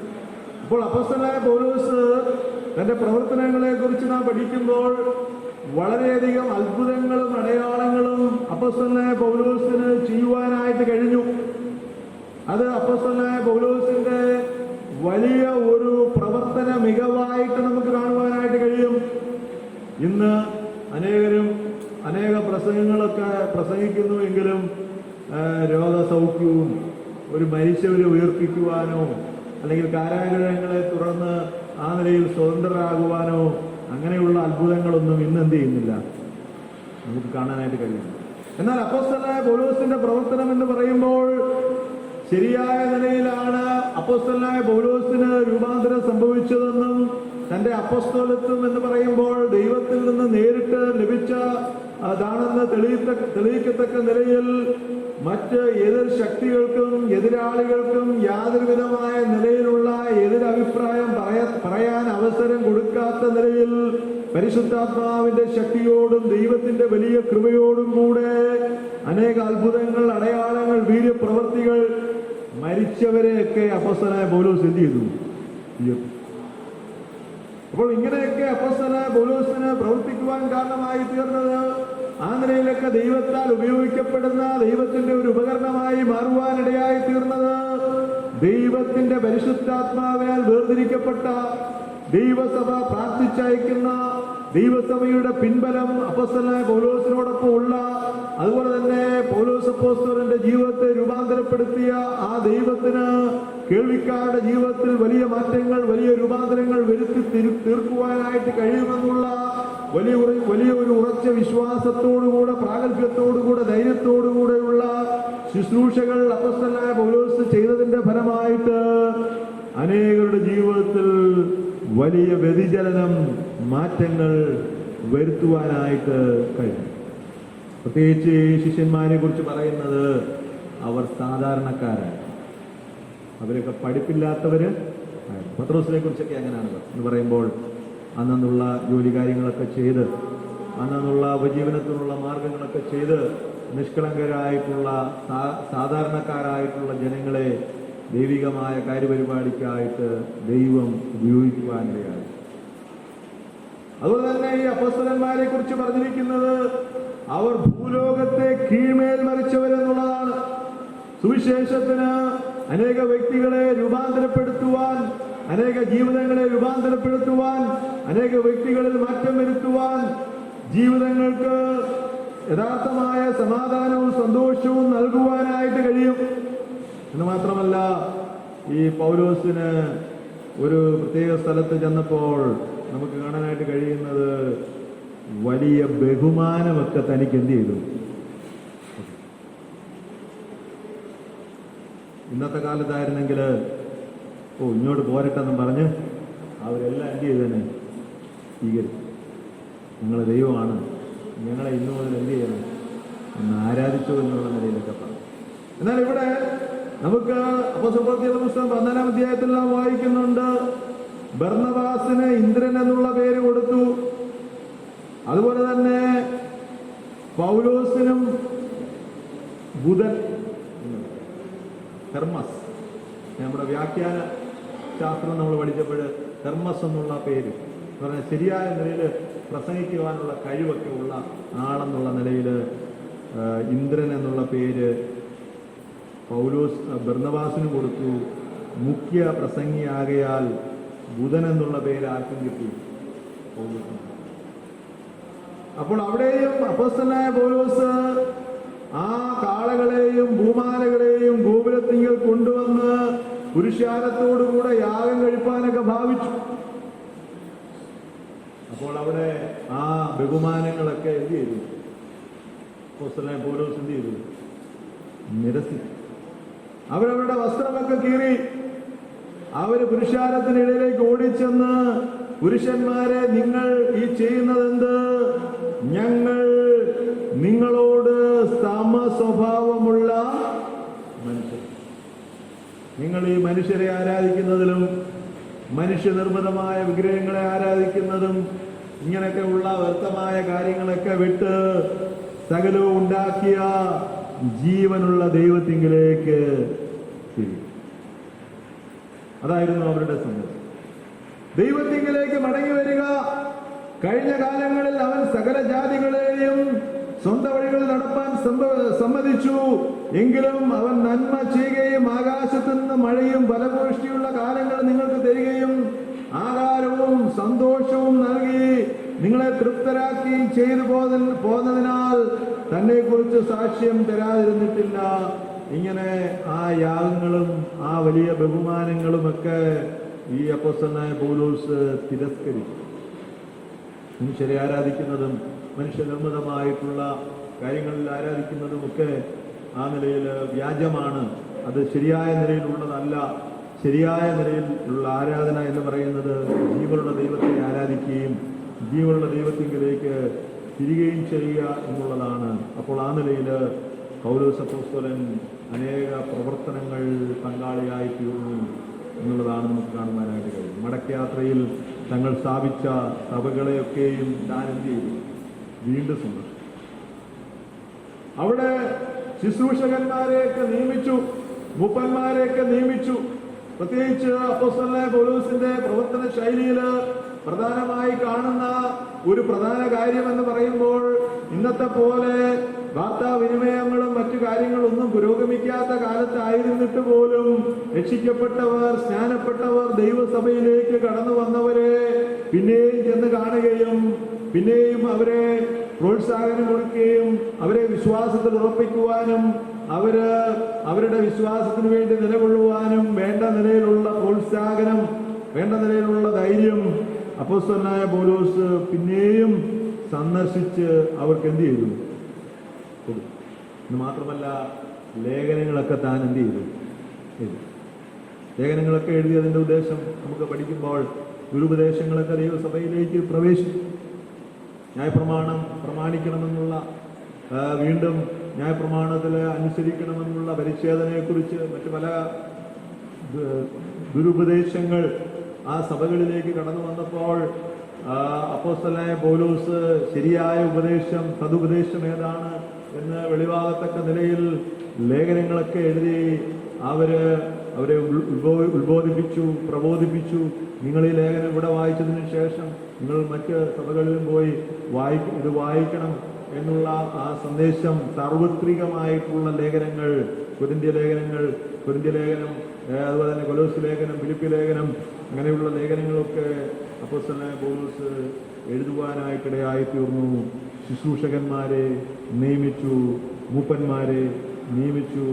അതുപോലെ തന്നെ അവരെ പറഞ്ഞയച്ച ആ അന്ത്യോക്യ സഭയിൽ തന്നെ അവർ തിരികെ എന്ത് ചെയ്തു? അതാണ് നമുക്ക് കാണുവാനായിട്ട് കഴിയും. ആ അയച്ച സഭയിലേക്ക് തന്നെ അപ്പോസ്തലനായ പൗലോസ് മടങ്ങി വരുവാനായിട്ടിടയായി തീർന്നു. അതാണ് നമുക്ക് 14-ാം അധ്യായത്തിലൊക്കെ നമുക്കത് കാണുവാനായിട്ട് കഴിയുന്നുണ്ട്. 14-ാം അധ്യായത്തിലും ഒക്കെ നമ്മൾ അതിന്റെ 21-ാമത്തെ വാക്യത്തിൽ ആ പട്ടണങ്ങളിലും സുവിശേഷം അറിയിച്ചു, പലരെയും ശിഷ്യരാക്കിയ ശേഷം അവർ ലുസ്ത്ര, ഇക്കോന്യ, അന്ത്യോക്യ എന്നീ പട്ടണങ്ങളിലേക്ക് എന്ത് ചെയ്തു? മടങ്ങി. അതുകൊണ്ട് തന്നെ വിശ്വാസത്തിൽ നിലനിൽക്കണമെന്നും അനേക കഷ്ടങ്ങളിൽ കൂടെ ദൈവരാജ്യത്തിൽ കടക്കേണ്ടതുമാകുന്നു എന്ന് പ്രബോധിപ്പിച്ചു. ശിഷ്യന്മാരുടെ മനസ്സ് എന്ത് ചെയ്തു? ഉറപ്പിച്ചു. അപ്പോൾ അങ്ങനെയുള്ള അനുഗ്രഹിക്കപ്പെട്ട ശുശ്രൂഷകൾ അപ്പോസ്തലനായ പൗലോസ് ചെയ്യുന്നതായിട്ട് നമുക്ക് കാണുവാനായിട്ട് കഴിയും. അവരെ അയച്ച ആ അന്ത്യോക്യ സഭയിലേക്ക് മടങ്ങിയെത്തി. അതുപോലെ തന്നെ ലേഖനങ്ങൾ, ഗലാത്യ ലേഖനം അന്ത്യോക്യയിൽ വെച്ച് എഴുതിയതായിട്ട് ആണ് നമുക്ക് കാണുവാനായിട്ട് കഴിയുന്നത്. പിന്നീട് നമ്മൾ 15-ാം അധ്യായത്തിന് യെരുശലേം കൗൺസിലിൽ അവിടെ ചില സംഭവങ്ങൾ നമുക്ക് കാണാനായിട്ട് കഴിയുന്നുണ്ട്. അത് നമുക്ക് അടുത്ത ക്ലാസ്സിൽ പഠിക്കാം. തുടർന്ന് ദൈവം നമ്മെ സഹായിക്കട്ടെ. ഈ വചനങ്ങളാൽ ദൈവം നമ്മെ എവിടെ